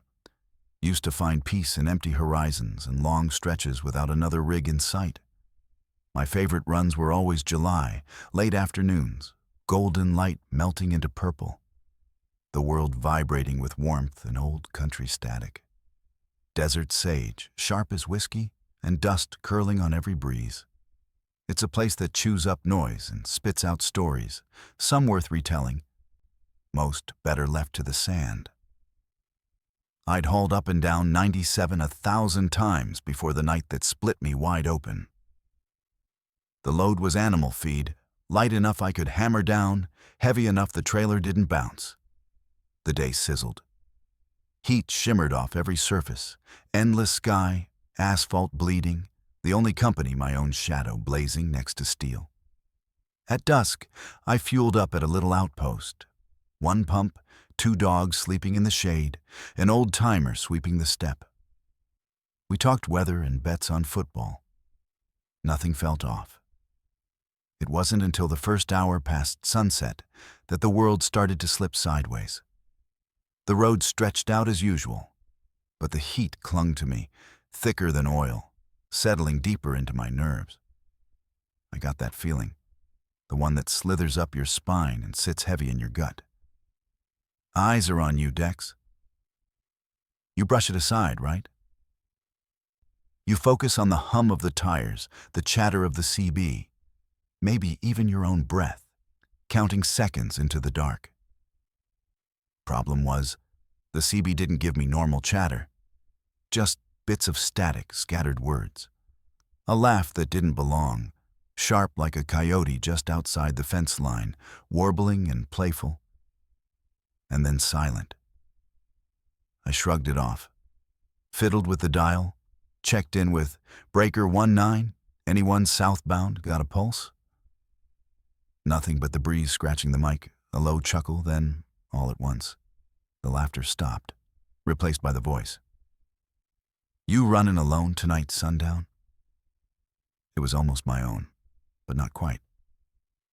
Nobody radios me by real name, but I heard it, Dex, hissed out between static. I mashed on the mic. Cut the games. Who's out there? The reply slithered through the air. Out here. Everybody's out here. Coyotes running in the dark. Ever been laughed at by the desert? The sound isn't just noise. It's a suggestion, a challenge. I ran the radio up and down, tried to get anyone with a pulse, nothing. Mirrors caught starlight. But every so often, just outside the cone of my headlamps, there'd be a flicker of movement. Bodies low to the ground, darting in and out of sight. I convinced myself it was local dogs, maybe a coyote pack, maybe tricks of the heat. But the desert wanted more. It started with the smell. Not sage, not dust. Something sweet, sharp as rot, like the world was hiding a dead thing in the brush just outside the glass. My breath got tight, my knuckles white. and every muscle twinged with the urge to punch up to highway speed, leave town behind for good. The laughter returned, louder, curling out of the speaker, and somehow, inside the cab, reverberating on the door panels. This time, there were words too. Heat's punching holes in your thoughts, sundown. Want a shortcut for the mind? I spit a curse, trying to drown out the sound with music. But the music turned to static, then morphed into that same sly, yipping cadence. Things started moving inside my rig. The seat vibrated, the dash lights flickered on and off, and the mirrors bent the night in ways light shouldn't allow. I'd glance at the rear view and see a stretch of highway lit up by 1,000 stars, empty, until a set of eyes blinked back at me, impossible shimmering blue in my own reflection. Crackling over the radio. See yourself, Dex. Don't run from it. Turn and smile. I couldn't shake it. Every thought I had, the slow panic, the rising anger, even the self-mockery, was rebounded by the radio's laughter, now layered and echoing. If I muttered, "Keep moving," a voice would mimic right along, then add, "Keep moving or stop for the old tricks." It felt like the world was pressing in. My rig twisted once. Suddenly, trailers shuddered, as if something had clawed through the gravel at root's edge. I edged up to a pullover, hoping for quiet. But silence was nowhere. I stood outside, boots planted on hot tarmac, tiny dust devils spinning. For a second I felt peace, just wind, my heartbeat thudding, the mechanical breath of the engine cooling. Then, from behind the cab, the laughter surfaced again. It was everywhere. I whipped around, hands buzzing, nothing. But the laughter was softer, more intimate, almost tender. They say it's just heat, delirium after a hard run. But I saw shadows moving just outside my reach. Not animals, not men, not ghosts. Just flickers, always as if they'd been waiting for me. The radio called. "Dex, sundown, you gonna say thanks to the desert? You gonna let her take your load tonight?" The words made no sense. But I felt that presence, wild and hungry, slip around my cab and into my mind. I drove on. The miles bled together. Heat got stranger. Cold in the air, warm against my back, almost burning. The trailer thumped, cargo shifting. Mirrors caught glimpses of things, long-legged, tail-wagging shapes, never quite visible. Faces stretched into toothy grins. Every time I blinked, the world looked a little less familiar. The laughter always crept in when my focus slipped, urging me off course, coaxing me toward the sage or the river. Out there in the heat, you start to lose your place. The world fragments. The CB sang its weird song, repeating words from my own memory, regrets, wishes, things I thought I'd left 100 towns behind. Sometimes, the laughter would stop, just long enough for a voice to say, "Want a shortcut to somewhere new? Coyote's got a road for lost dogs." Never answer, they say. Never talk back to a trickster. As the desert deepened and midnight neared, I spotted a sign for a little side road I'd never seen before. Part of me itched to take it, just to escape the laughter. But just as I veered onto the gravel, the CB boomed, and the rig convulsed. Metal screeching, trailer lurching as if hauled backward. In my mirrors, all I saw was heat shimmer and, for half a second, a grinning muzzle, winked orange in the moonlight.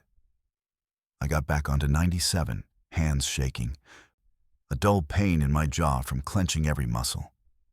The laughter faded. The heat broke a bit. Town got closer. The words left in the radio, almost tender. "Shortcut's always yours, Dex. Next time, just ask. Next time, just let the desert do the driving."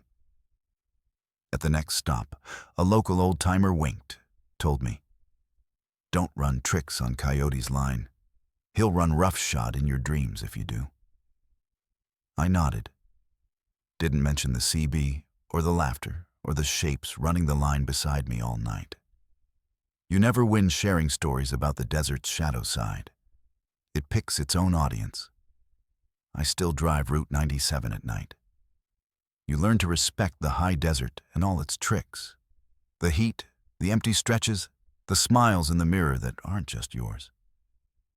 Every now and then, the laughter returns. A nudge, a warning, a dare. I never talk back anymore. I keep my eyes on the horizon, my thoughts quiet, my gratitude silent. Because out here, the desert makes its own rules, and the stranger the night, the harder it tries to get something out of you. If it ever starts laughing again, I'll remember what it taught me. There's nothing more dangerous than something that knows exactly how alone you are. And sometimes, company comes at a cost you can't measure in miles anymore. If you find yourself measured, weighed, and found wanting out here, just hope you don't hear the laughter echo after you've left. Let me tell you something I wish I'd never learned.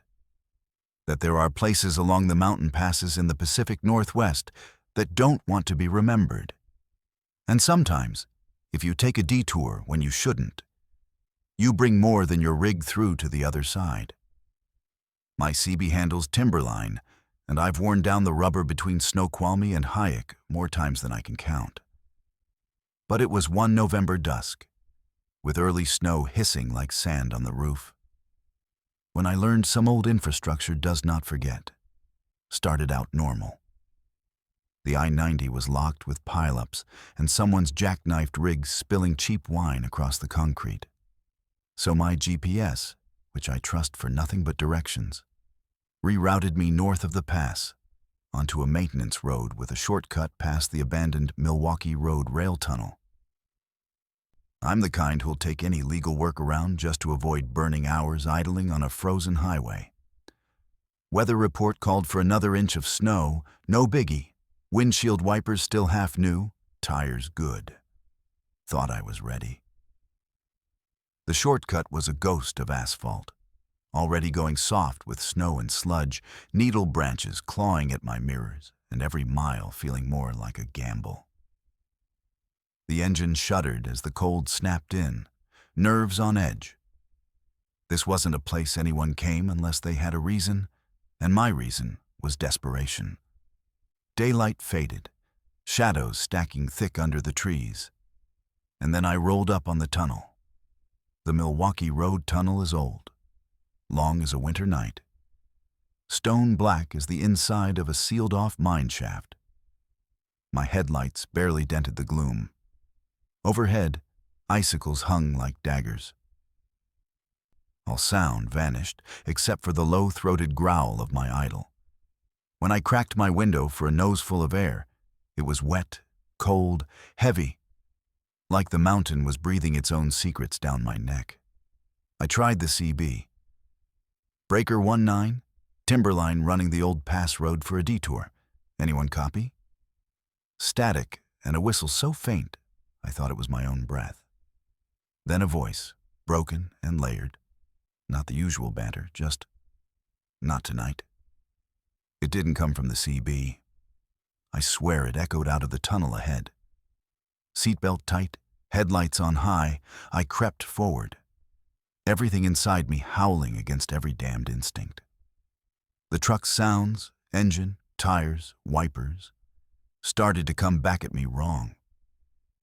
It was like my own rig was echoing in different tones, sometimes rich and deep, sometimes shrill, sometimes not even mine. Lights flickered.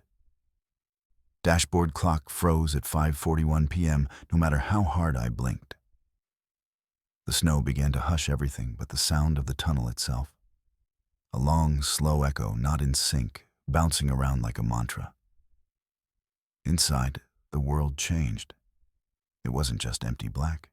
It should have felt silent. But instead, there was a wrongness. I kept hearing footsteps, the tapping of old boots on cracked rail ties layered against my own tires. The echo of my voice was there, but delayed, disturbed. And sometimes there were other voices. Voices I didn't recognize, but that felt familiar. A dispatcher I'd lost to cancer, my grandfather. A kid who'd flipped his rig in a snowstorm last spring. All of them called me by name, their tones warped and mournful. The CB was dead as a stone slab. If I spoke, whatever words I used came back at me strange, like someone else was using my voice, answering questions I hadn't asked.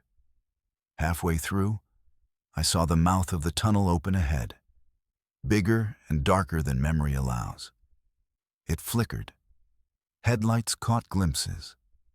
Figures crouched at the edges, maybe men in work coats, faces half-shadowed. My wipers screeched, glass fogging with breath that wasn't mine. As I pressed the throttle, something moved overhead. A rush of cold wind, carrying what sounded like singing in languages I'd never heard. Not cheerful, not angry, just ancient music, older than diesel and ice, a blend of grief and warning. The tunnel's ceiling dripped cold tears onto the hood. Wheels slid a little, just a fraction, and every sound became doubled, then tripled, then lost to a cacophony. Not just my rig, but all the rigs, all the years. Every truck, every engine. Every voice that's ever crossed that old pass piling on top of mine. My pulse hammered out a different rhythm, panic settling in, deep. I shut my eyes for half a second, and the world compressed.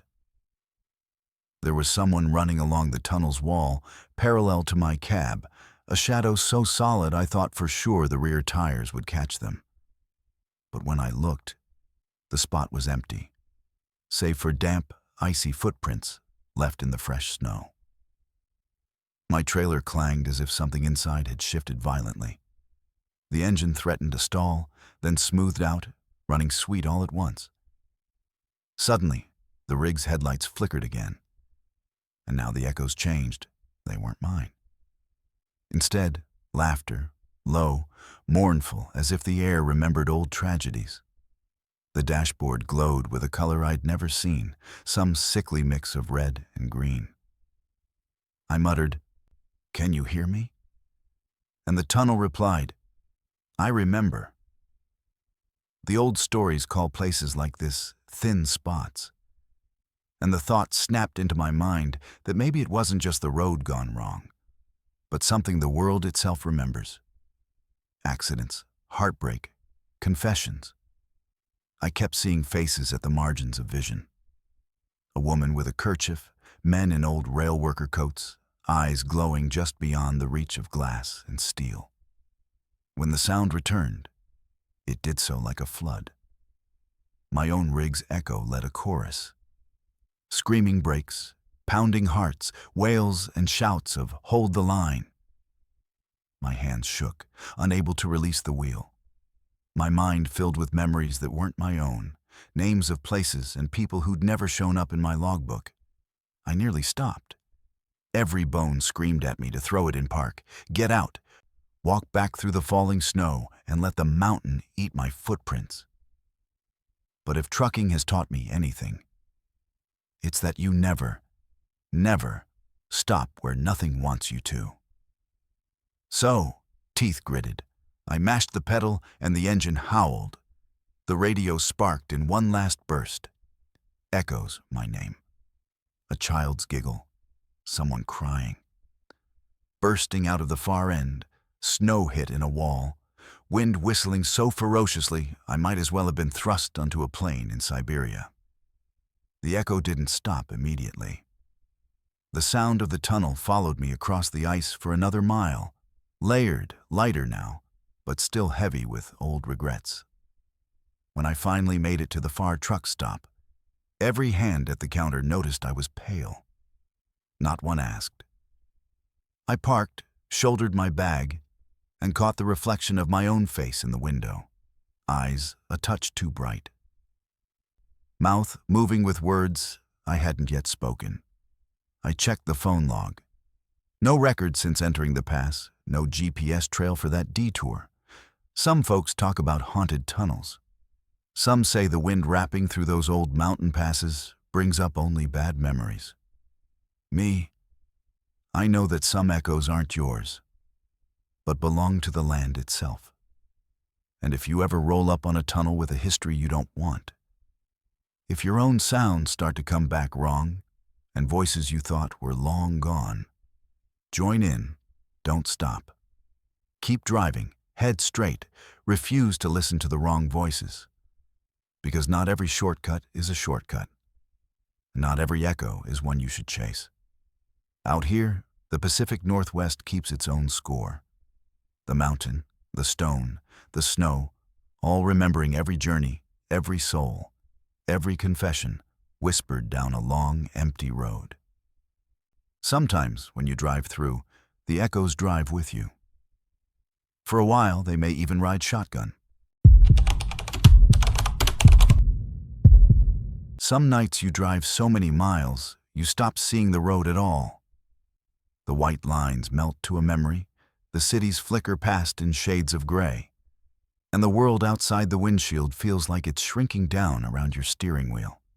Maybe it's age, or maybe it's just the price of doing the job long enough. But sometimes you get the sense the highway itself is staring back. Not just a path, but a presence. A thing bigger and older than the rigs crawling along its ribs. Call me Shepherd. I've pulled freight for 35 years, worn out more CB radios and logbooks than I'd ever confess.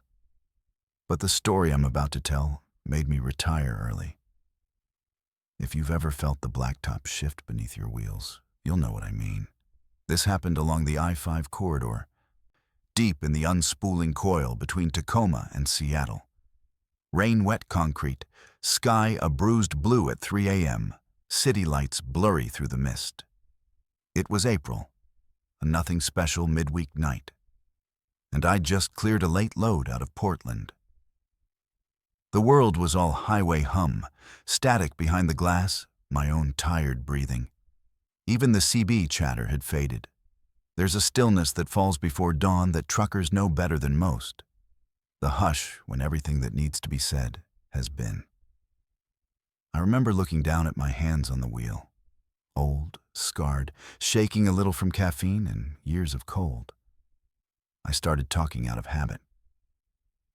Shiny side up, old man. One more haul.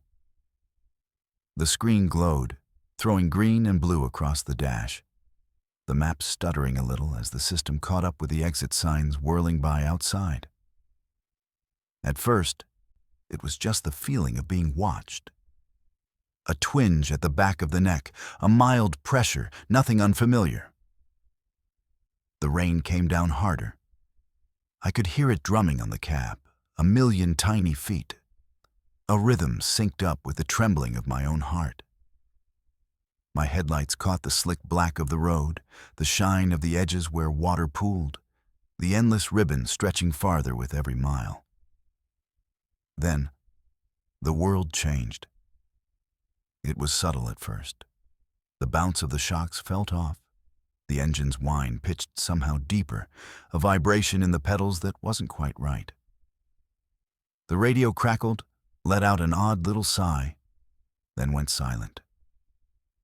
My hands tingled, as if something was crawling under the skin, and the familiar smell of diesel and coffee turned strangely sweet and heavy, like cut grass mixed with something older. Richer soil, rain, earth. A few more miles, and everything fell quiet. Not truck quiet, world quiet, as if the road had drawn me down into some belly where time shudders in place and the concrete forgets to echo.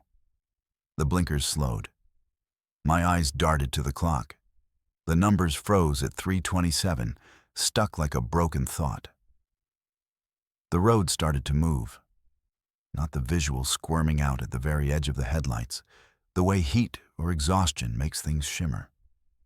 This was something deeper, mechanical, alive. The blacktop began to pulse beneath the tires. A slow, rhythmic thrum at first, almost like a heartbeat, barely there under the drone of the engine. Then it got stronger, like a distant drum, rising up through the cab, into my bones.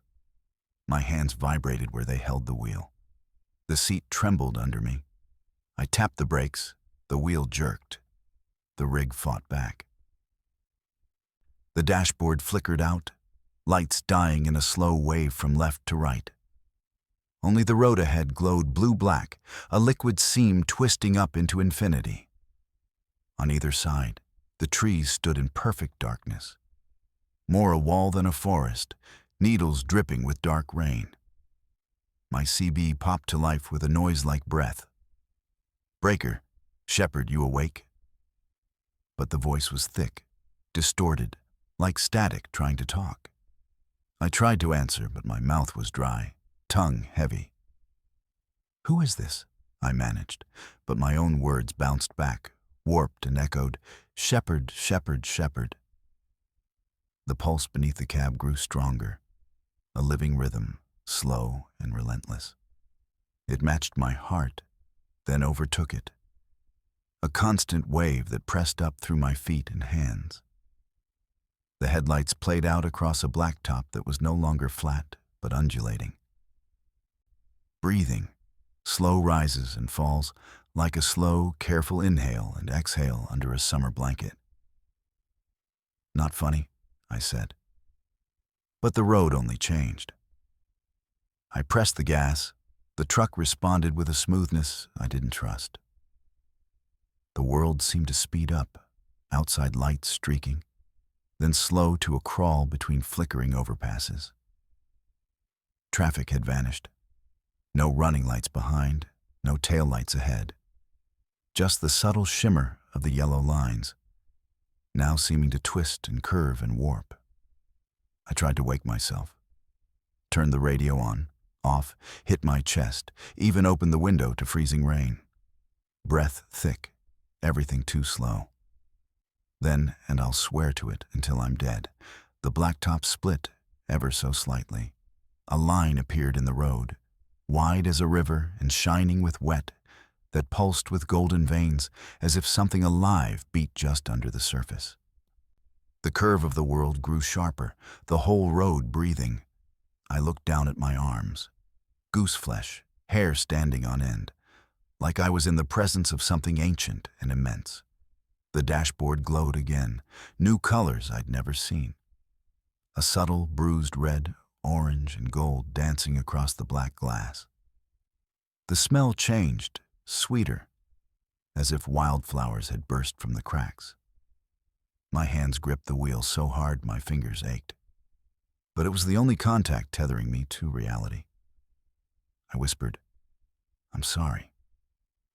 Not sure why, but the road slowed, the breath inside it easing, settling. The CB clicked. This time the voice was mine, but mixed with something else. A chorus, hundreds of words layered so deep, I caught only fragments. "Been here. Always here. Shepherd, you carry them with you." For a moment, I saw out into the night beyond the glass. Thousands of faces, blinking in and out of mist, all along the strip of highway, eyes open, staring, some sad, some content, some old, some impossibly young. They hung in the fog, so close the cab grew cold, trailing vapor. The blacktop narrowed, then expanded, lanes multiplying and then blurring together, lines dividing and rejoining, all the while pulsing with a regular rhythm, a breath and a heartbeat. For the first time in my life, I felt smaller than the road. Every memory I'd ever left in the cracks of I-5 welling up at once. The near misses, the nights alone, the old dogs and young men, all those whose ghosts still ride shotgun, if only in echoes. Just as suddenly, the world snapped back. The dashboard lights returned, green and blue, the clock ticking forward again. Now 3:47. Rain pounding. CB radio alive with another trucker's board check-in. My mirrors filled with traffic, rigs sliding by in the mist, the trees no longer pressing so hard. I was 50 miles further than I should have been, heart thudding, breath shaky, palms cold and wet.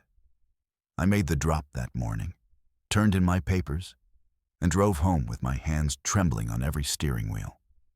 I never hauled nights again. Last time I drove the corridor, years later, I slowed as the rain thickened, let the pulse of the road echo through my chest.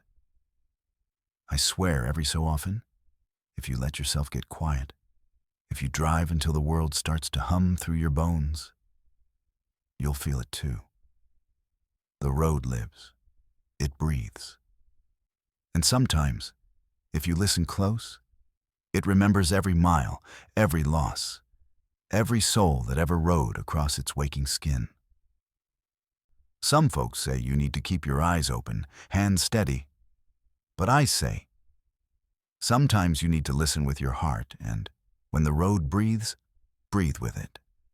Because out there in the pulse of the blacktop, the highway dreams you right back. People always say the Pacific Northwest is haunted by rain, by the way it rattles the leaves, settles low across the truck stops, batters highway signs until the paint gives up and peels. Most don't realize what else hides in that weather, between every thick drop, in the runoff burbling down into culverts. I've been driving for enough decades that my bones know the moisture before my mind does. Folks on the CB call me Rust, part joke, part warning. But it fits. Some things never leave you once they've crawled under your skin.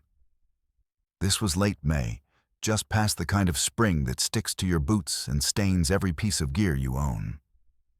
I had a load hauling north on US 101, a stretch that seems gentle in daylight but grows odd in the small hours. I was doing what I always do. Running well ahead of schedule, music low, watching for bears with more patience than anyone really should. The rain was steady, not angry, but insistent.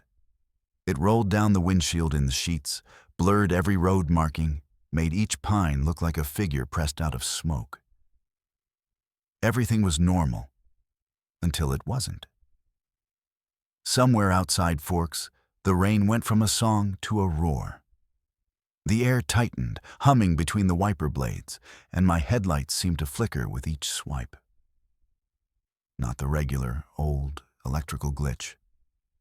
This was something deeper, a rhythm in the squall, an uneven pulse that made me grip the wheel tighter and hum dumb songs just to keep myself steady. The forest along 101 is dense, enough so that, at night, it's impossible to know what's actually watching you, or if anything is at all. My mother used to say the old trees could hear what you were thinking. I never believed it. But on that night, with rain like heavy breath, I started to reconsider. It was during the hardest downpour that I noticed something off with the sound. If you drive long enough, you get a sixth sense for mechanical oddities. The way an axle will creak when it's cold, the whine of a low battery, subtle shifts in engine tone.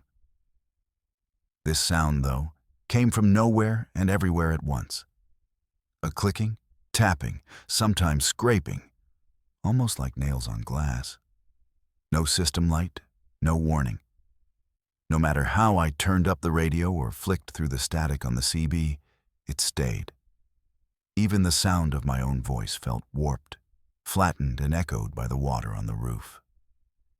I just passed a cluster of moss-choked mile markers when the world seemed to slow. Not the truck, me. My heart thudded, the cab fogged up, and every sense sharpened, alive in the dark. Out of the fog, right at my 4 o'clock, something stepped onto the road. I braked, a slow pump, nervous, not enough to panic the load, and watched as the headlights caught the shape. At first, I thought it was a bear, maybe a strayed dog. but it was too tall, too many limbs, the wrong kind of movement. Long, uneven steps, jerky as if the bones inside bent at odd angles. Its eyes reflected red, not yellow, and its jaws hung open, wide enough to catch every drop of rain falling from the sky. I said nothing, let off the brake, and rolled ahead. The creature tracked me, gliding through the mud and muck as if the rain made it stronger. I called out on the CB, "Breaker 19, anybody running 101 northbound near Forks? Got a stray on the blacktop, watch your 6. Silence, but a different silence, heavy, thick. Then a burst of static, soft laughter, and a quiet voice. "Keep going, Rust. Don't look it in the face." I listened. That's what you do when something old talks to you in the dark, even if you don't know who's on the other end. My wheels slid a little on the next turn, and the shape moved closer, now keeping perfect pace on the shoulder. Every so often, its limbs would flick, sending arcs of water against the cab. My dog, Bruiser Old Mutt, whined and tried to climb under the seat. Rain pulsed harder. I started seeing more shapes in the mirrors. Not trucks, not wildlife.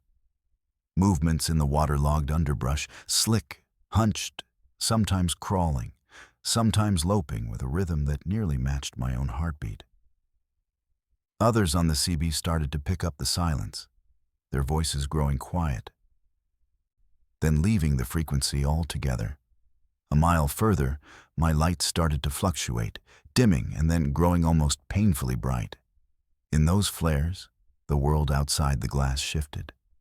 Pine stretched up taller, moss glowed almost blue, and beneath every branch, eyes watched, unmoving. I saw dozens of them. Red, yellow, some white, all glimmering with an intent that felt like it might split my skull if I stared too long. The tapping on the cab grew louder. I risked a glance into the side mirror and saw a hand, slick, black, fingers like roots and claws, scraping gently at the glass. The rain kept falling, the sound drowned out only by the click, tap, click, tap. I tried to radio out again, just a whisper.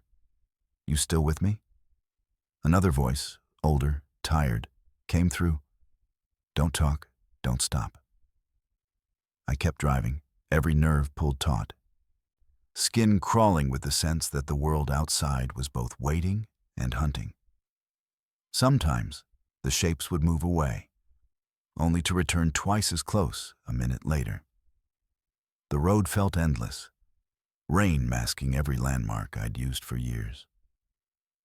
Even the gas station lights just ahead looked broken, swimming in the downpour. I started to feel the cold seep in, so deep my bones hurt, my teeth rattled. My rig shuddered at every turn, and every voice inside the cab, every memory, every song I tried to hum, faded into quiet. The world outside pulsed, slowed, then sharpened, as if the rain itself was orchestrating some old story. In it all, the creatures kept pace, sometimes 2 or 3 abreast, sometimes alone, never looking straight, but always letting me know they were there. At the next patch of highway, the road dipped near a creek bed, swollen to the point of flooding. The tapping stopped. I thought maybe I'd outrun whatever hunted in that storm. But the water rose on the asphalt, and in the cascade of headlights and rain, I saw the figures waiting, dozens now, pressed shoulder to shoulder, filling both sides of the highway. I slowed. No choice. The truck labored, engine growled, wheels spun and splashed. The creatures pressed against the cab, eyes wide, mouths open to drink the storm, hands and claws reaching but never touching the metal. I felt every sound, every vibration, as if my own heartbeat was now thundering through the water itself. In the moment the cab cleared the deepest part of the water, a sudden laughter erupted inside the cab, sharp, wild, ancient. It came not from the radio, not from memory, but from everywhere at once. "Keep moving, Rust," it urged, and I listened.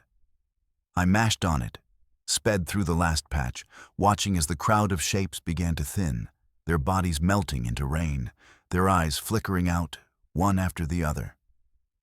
When the road finally rose out of the flooded dip and the rain eased, the world grew quiet again. The trees settled, the mist lifted, the pulsing, tapping noise faded. My rig ran smooth, my dog crawled back up on the seat, and every sound inside the cab felt painfully normal. I didn't radio out, didn't stop, kept driving until sun rose enough to paint the world gold. At my destination, I checked the cab and found the places where those hands had scraped. Small gouges, not deep, but real. The mechanic laughed, said it looked like I'd run a ditch full of angry coons. But I didn't argue. Folks don't talk about the rain here except to curse it. But if you ask old drivers on a wet night, you might hear about the watchers, the ones who drink the clouds, move with every runoff, and find any driver that stops just a beat too long. Maybe it's just a story. Maybe it's what lives here, older than the old pines, older than the roads we build. All I know is, if you ever find yourself with tapping at your window, rain clawing harder than it should, voices edging in through the static, keep going. Listen, but never answer back. Out in the Pacific Northwest, some stories gather in storms, and some storms gather their own stories. And if the rain tries to speak, remember, it's always been more than weather. Sometimes it's an invitation. Sometimes a warning. Sometimes it's just looking to see who rusts first. There's a stretch of U.S. Route 2 in the shadow of the Cascades that doesn't look like much in the daylight. A slow climb, sagging forests, that smell of damp needles and rock that says you're leaving civilization behind. Thing is, by the time you hit that last gas station for a bad cup of coffee before the Stevens Pass summit, you already feel the old world pressing in. Most nights, I shrug it off like every other skeptical old hand. Name's Hector. Some call me Grizzly because I run loner and let the beard go wild. But this is the story I never mention around a roaring fire or in the comfort of an all-night diner. Because what happened out there made me doubt the line between the road, the mind, and whatever's been here since before men put down blacktop. It started in early March. Winter just losing its grip.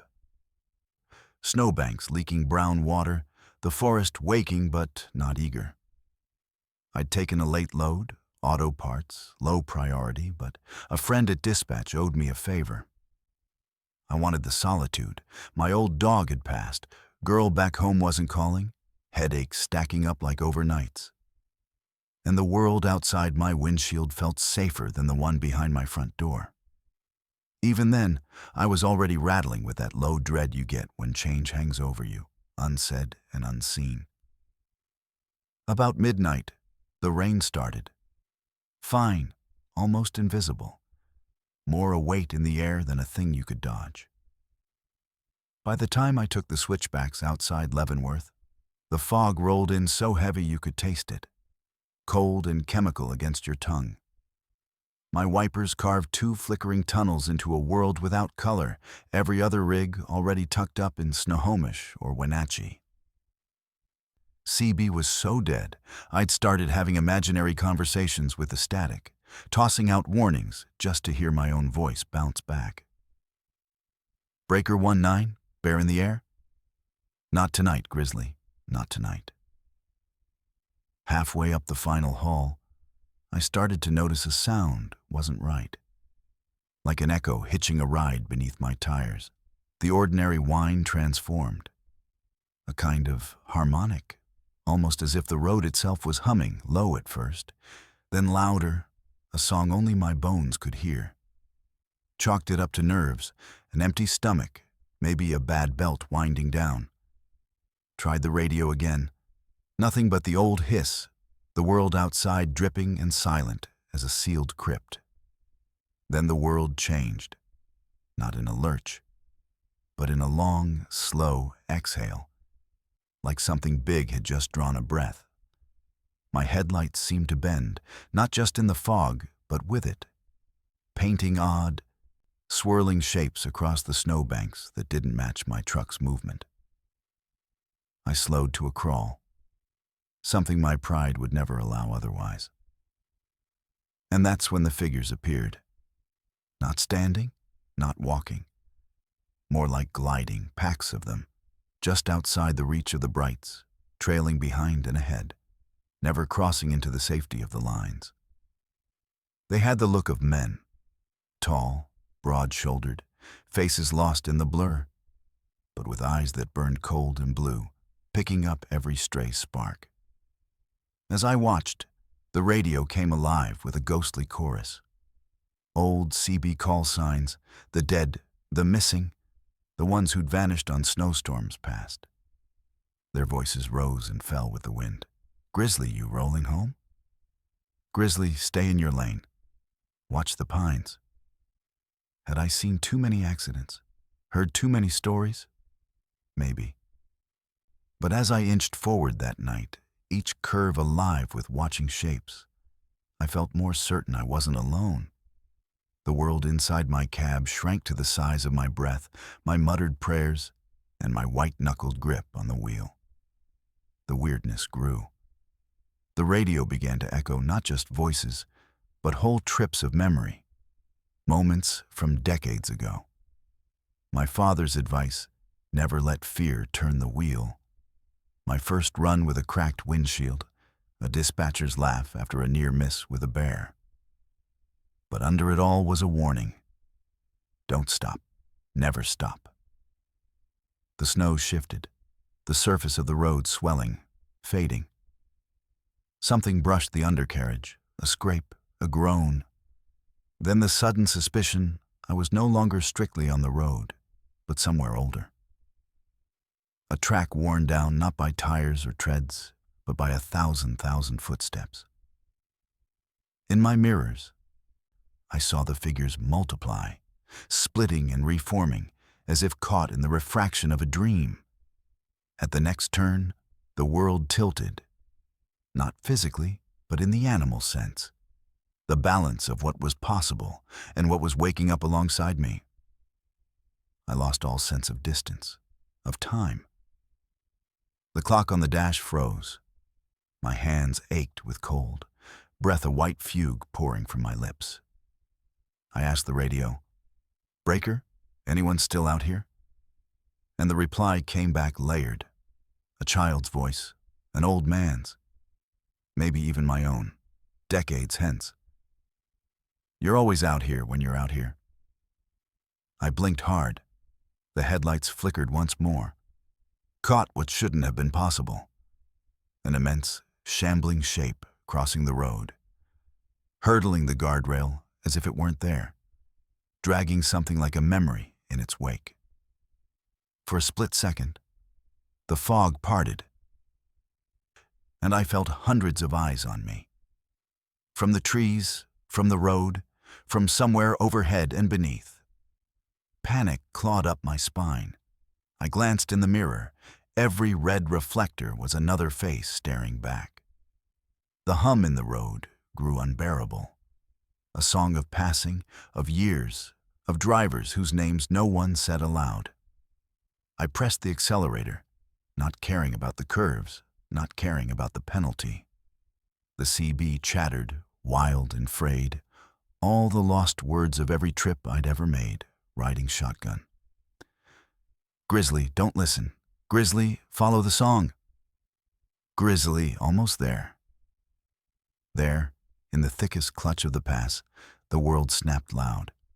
The hum broke, the fog shredded, and the shapes at last crossed into the beams, blurring men, old-timers with chains draped across their shoulders, women with eyes as wide as valleys, all of them pointing down.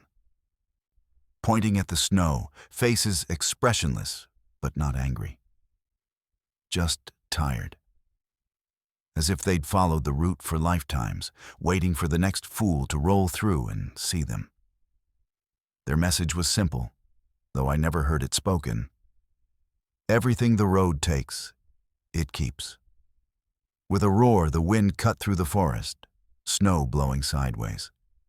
The figures vanished, the fog rolling back, the CB dropping to static so pure it rang in my teeth. I barreled over the pass doing 70, heart pounding, palms slick, until finally the lights of Sky Comish winked alive through the storm. At the gas station, the kid handed me my coffee with a too knowing stare. "You look like you've seen the row. The old route, right?" he asked, not even trying to hide the awe. I just nodded. Once, late like this, drivers talk about shadows following you home. Sometimes they do. He grinned, but his eyes never smiled. I can't drive that stretch at night anymore. Used to be, I laughed at ghosts and stories. Now, sometimes when rain's thick and the fog prowls, I leave the engine running and wait for dawn. Because it isn't just the road that lives out there in the dark. It's everything you leave behind, every worry, every regret, every bit of pride that thought it could outlast the mountains. So if you take a load through Stevens Pass after midnight and you hear the road start to hum your name, remember, you can't ever really go it alone. The Cascades keep their own company. And the night, well, the night collects what the living can't keep. If you catch a shiver that isn't from the cold, if you glimpse a face in the fog that looks like your own, mash on it, friend. Keep your eyes forward, your hands steady, and your name inside your chest, safe from the chorus out there in the dark. Some songs you don't ever want to learn the last verse. Some roads remember too much. There's an ache in the earth around the tribal stretches outside Shelton. A kind of low, bruised rumble you feel beneath the tires long before you see it. Especially on SR 108, cutting through those tangled forests and river bends that shadow every mile. Most folks think of that road as just another sleepy PNW connector, pine needles thick, fog pooling in hollows, the world pressing close. But I learned better on a rare night when the old stories weren't just echoes, but warnings. I go by Juno on the CB. Spent enough years rolling logs and supply across treaty land to know respect is duty, not superstition. It was a late autumn haul, truck full of bark mulch for a plant nursery up near Matlock. The weather had gone mad, wind punching trees, rain bursting into sheets. The cloud line so low it looked like a ghost dragging its fingers through the hills. I'd set out before dawn, knowing the road would be more mud than blacktop, every curve a gamble, every bridge a roll of the dice. I'd been running a headache for days, voice rough from yelling at dispatch, and figured a quiet stretch through the old tribal crossing might clear the cobwebs. As soon as I passed the last turnoff for Harstein Island, the air changed. Thicker, heavier, pine and riverbank mixed with something older, earth and rust and the faint tang of fire. Fog curled up from the water, blanketing the headlights, breaking every signal into shards of light and shadow. I dialed up the CB. Breaker, Juno here, running eastbound SR 108. Any eyes on the road? Silence, then a hum, so low I thought it was just my own heart answering. It's funny how quickly mood can shift in the cab. The wheels slogged through shallow puddles, the world outside shrunk to a kind of tunnel vision, every sight and sound sharpened, hard. I caught myself listening for old drums, the kind you sometimes hear at powwow events. The thud and pulse echoing in your bones, low but insistent. But it wasn't celebration. It was a rhythm of warning, a pattern older than asphalt. The first hint of trouble was the sudden hush where bugs and frogs should have been. Windows fogged up, not just with moisture, but with a kind of cold that tugs memory right out of your marrow, makes you consider the history stacked on every hill. My thoughts wandered. Old stories from the Sasquatch elders, tales about the night people, shapes that walk in storms, who remember every trespass and every kindness alike. White-knuckled and focused, I hit the bridge over the Satsop River, water swollen and wild, pulsing against the pilings. At the midpoint, the world shifted. The suspension cables hummed as if strummed by invisible hands. My headlights flared and caught what looked, for all the world, like a procession. Figures walking in the downpour, heads bowed, wrapped in woven blankets, their faces painted dark and unreadable. Their pace matched the rhythm in my chest, the low drumbeat rolling off the riverbanks. I slowed, against every instinct. The procession crossed the bridge, never looking up, never breaking their stride, each shape so solid in the rain, my mind shuddered. The CB crackled, soft, stuttering. A voice I recognized as Old Elk, a real Sasquatch elder, rolled through. "Don't greet. Don't stop. Eyes forward, Juno. This is their night." I listened. Slammed, pedal gentle, rolled past, senses scrambled. I watched in the mirror as the figures melted into the fog, swallowed by trees so thick the world faded away. The rain pressed harder, every drop a nail on the roof. For a mile the drumming continued, now softer, more a pulse than a sound. Just as the hills climbed out of river country, my truck began to fight me. Steering stiff, brakes spongy, headlights flickering. The CB went dead, every preset nothing but hiss and whine. In that moment, the woods woke up. Shapes darting between trees, their long arms swinging lanterns with flames bright as bone. My breath went cold, heart hammering, sweat tickling down my spine. The only thing to do was drive, steady, no sudden moves, hand tight on the wheel. The next curve caught me in its fist. The rig shuddered. I saw the procession again, now lining the verge, heads still bowed, each figure's blanket dripping rain, eyes glinting in the gloom. No matter how fast or slow I rolled, they kept pace, undisturbed. Every time I tried to put on the high beams, the world outside darkened more, pushing light away. I slowed again, risked a glance out the driver's side window. One face watched me, eyes deep as the tide, mouth set in a line that spoke of sorrow more than anger. In that strange cold, I remembered my grandfather's words. On nights of passage, pay respect. Drive with humility and pray the road lets you through. I whispered apologies. Hands trembling, eyes locked dead center as the figures thinned, faded to shadow. Flooded by relief, I tried to call out on the CB. Nothing. Only the sound of drums, now distant, trailing away. For a moment, I lost all sense of road and time. Felt like the world had turned inside out, the air too thick for breathing, every muscle locked in terror and awe. When the rain finally broke, headlights blinked steady, and the world returned in a slow, grieving hush. The woods were wet and alive, but the passage behind felt empty, vacated by something that never wanted to be seen, remembered only by those who run the night in search of nothing but quiet. Pulled into the nursery lot with a load of mulch and mud caked high on the axles, face pale, lips numb. The owner took one look and handed me a coffee and a handshake without a word. "Did you see them?" he asked. I nodded, voice cracked. He nodded back, no more needed. You don't have to say much about the old people of the hills. Since then, I run SR 108 with an extra prayer in my pocket. A respect for every night person that's kept this land before us. When the fog comes heavy and the drums thrum low in the earth, I slow down, eyes forward, and try to pass like a guest who knows how lucky he is not to be turned away.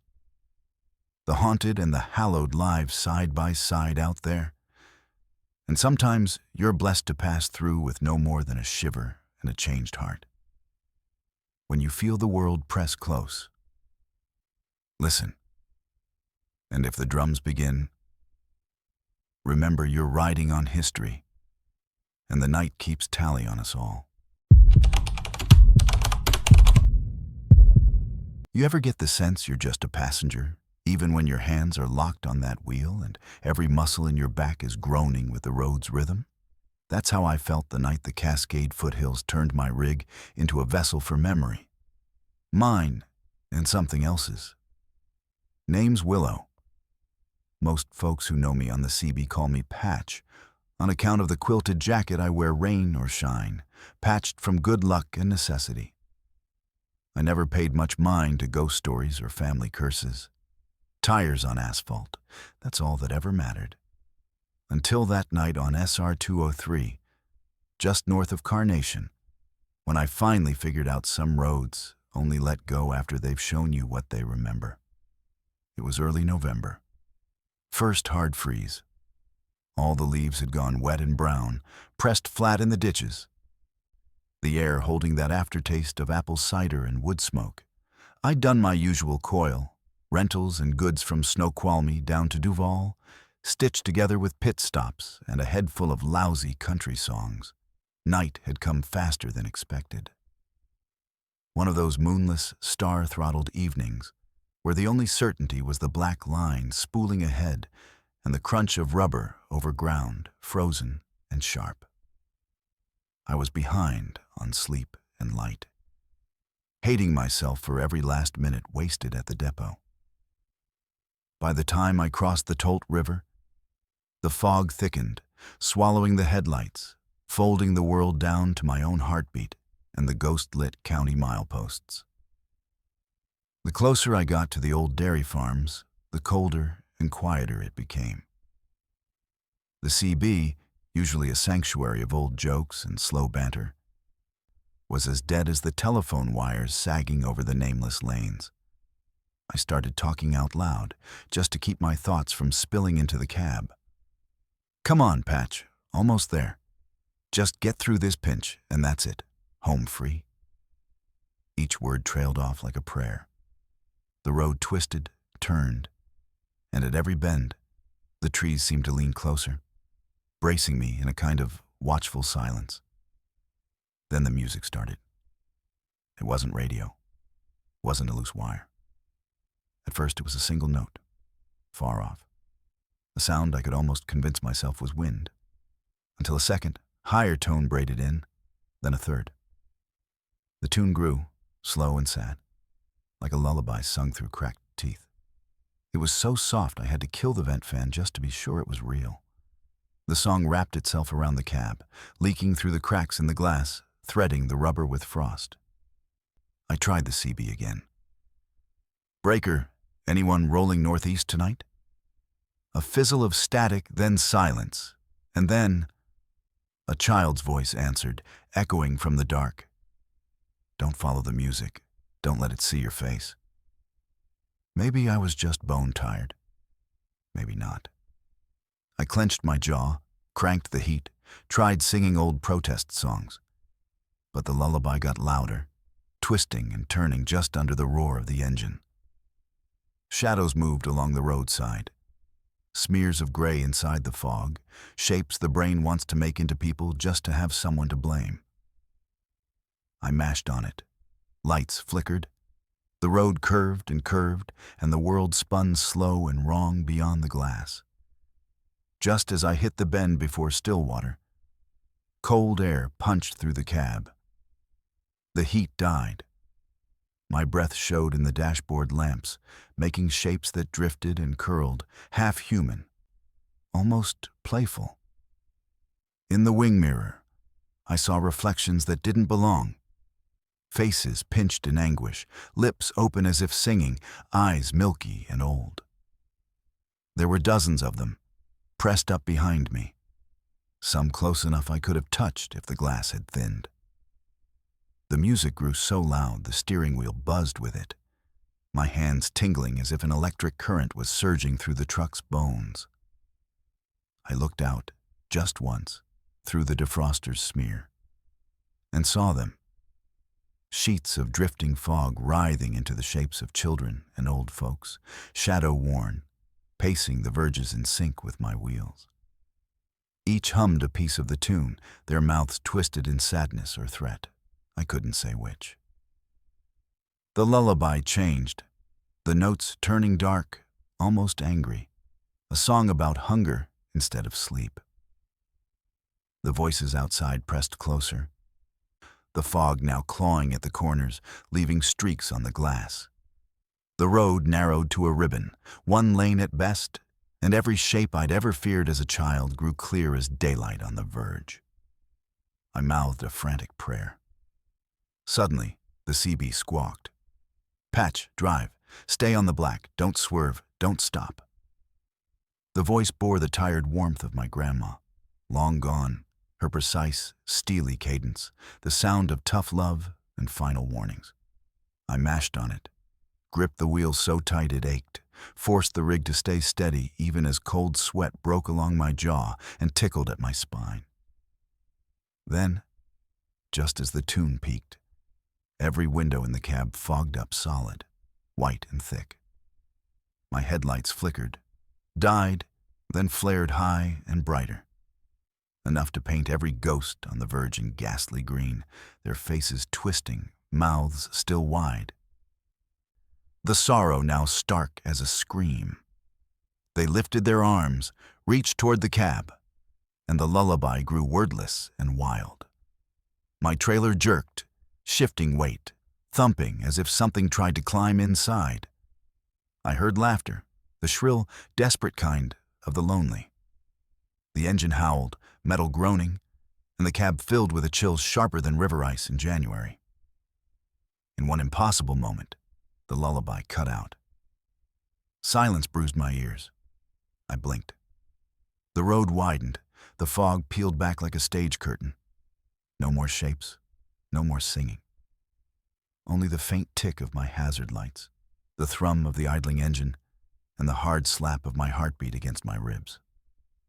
Later, at the diner in Duval, an old-timer with coyote grin and knuckles like old stone poured my coffee and asked, "You hear the lullaby?" He said it simple, like asking if I wanted cream. A lot of us have. River keeps its memories, and not just the good ones. If it sings for you, keep your eyes on the lane and let the dead pass. I'm a practical woman. Most nights, I don't even think about what happened. But whenever I'm on SR 203 and the night falls heavy, and my jacket feels just a little too snug, I remember to thank every ancestor for keeping me in the cab, on the black, out of the song. That road's got a memory, and sometimes it just wants to sing somebody home. If you ever hear music in the fog, don't give it your face. Listen, but don't learn the tune. And above all, whatever the darkness whispers, whatever the lullaby promises, it's never meant for the living. Keep rolling, hold the wheel. Someone's always waiting for the next verse. Call it superstition. Call it the brain melting after 40 straight hours on highway chow and caffeine. But I've come to believe that certain miles in the Pacific Northwest don't just remember you. They mark you. Especially if you roll the midnight stretch of Highway 12 through the Goat Rocks wilderness, that long and lonesome ribbon crossing between Packwood and Yakima. The map marks it with twisty lines, avalanche warnings, and tight tree corridors. But the locals will tell you, don't run it when it's too quiet. I never listened. Why should I? My CB tag is red, Been driving since '87, high country and city loops. Taught myself not to blink at ghosts, not to shiver at shadows. It's just road and rubber, right? Well, this was in late January, after the third straight winter storm in a week. I was hauling empty containers west, running behind and knowing I had to clear the pass before snow shut the route for good. The weather had finally cracked open, clear cold, the kind that prickles your eyes open no matter how tired you are. Stars were so bright they looked electric, scattered above the ridge like loose diamonds flung by a careless hand. The run up to White Pass is always a kind of limbo, cutting through old logging towns, valleys deep with fog. The forest seemed taller than memory, a gallery of black silhouettes, every pine crowding in to press against the cab windows. The first sign things were off was the wind. It didn't gust or howl, didn't tickle the mirrors or drum against the box. It just stopped. World went dead silent, not a branch moving, like the land was holding itself still. Halfway up the grade, I felt a tension rise. My headlights flickered. But it wasn't the bulbs sputtering. It was like the darkness itself was thick, soaking up light and giving nothing back. I flipped the high beams, expecting snow glare or ice. But the road absorbed all of it. Even the reflectors glowed weakly, shrinking down as if the paint had washed off. The CB, usually hopping with chatter on a weather window, was dead silent, save a harsh sandpaper crackle that seemed to hit every time I exhaled. You'd almost think it was picking up my nerves. Somewhere near the summit, I saw the first tracks. Deep, gouged-out cuts, way too big for elk or deer. Four-fingered, splayed, each print at least a foot wide. They zigzagged in and out of the snowed-in shoulder, trailing off toward the trees. Now, I grew up on stories. Sasquatch, forest monsters, old-timers who drank too much and saw things in their mirrors. All felt like jokes until I rolled past those prints, and the engine stuttered, as if the rig itself could sense something gone wrong. The air turned colder, as if I'd broken through a weather wall. My windshield fogged inside, breath turning to frost patterns dancing at the margins of the defroster. Around a hard corner, I caught movement, just for a second. A hulking shadow hunched at the edge of the forest, furs shining blue-black in the headlight's reach, upright, arms long, paused mid-step as if weighing whether to cross. Every hair stood up. I gunned it, foot jamming the pedal, and the shadow vanished, folding into the timber with unhurried grace. No panic, just patience. My CB exploded with static and laughter. Not the laughter of a man or a machine. Animal, wet, rising and tumbling, coming from everywhere and nowhere at once. I muttered curses, pressed every scan button, but all I heard was a wordless, mocking chorus. That's when the real horror began. At each curve, the forest moved. Not the branches blowing, but the space between trees boiling and seething, shapes pressed close enough to the snow to blur out trail and tire alike. I felt not stalked, but assessed. "They're waiting," a voice said. Not from the radio, not from the cab, just inside my ear, quiet and old. "Don't stop on the pass, Red. Don't open the door for the lost."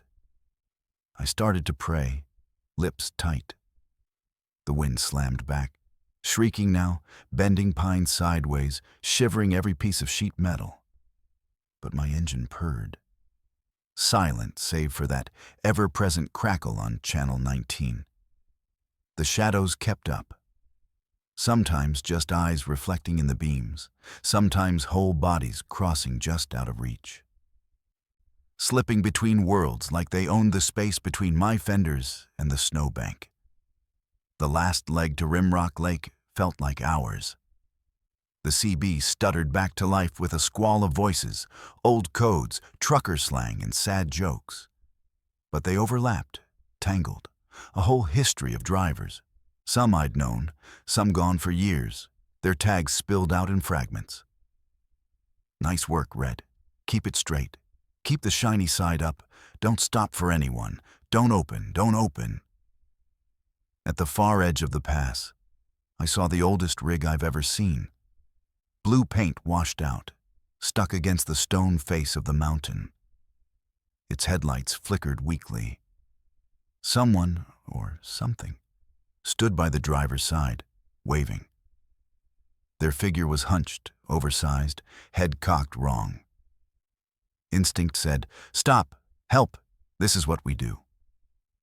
But the wind howled, and every voice inside, past, present, ancestral, begged me, "Don't, don't." I kept rolling, mashing gears, hands cramping so hard I worried they'd freeze.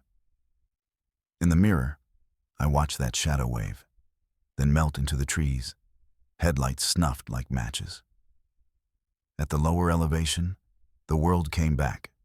Crickets, CB chatter, frost sheer on the windshield. When I pulled into Yakima, every surface of the rig was slick with handprints in the frost. Huge, four-fingered, not a smudge, but indentations that caught the dawn light. Didn't tell the mechanic. Didn't mention it to the dispatcher, not even to the old-timers over pie. Now and then, someone asks, "You ever run goat rocks at night?" All I say is, only if it can't wait. And if I do, I lock the doors, keep the CB volume low, and never, ever stop when the world goes too quiet. Out here, the road may be wide, but the space between is always watching. So listen to your bones. And if the wind goes still, if the snow swallows sound, mash on it, friend. Because sometimes, you're all that stands between the forgotten and the dawn.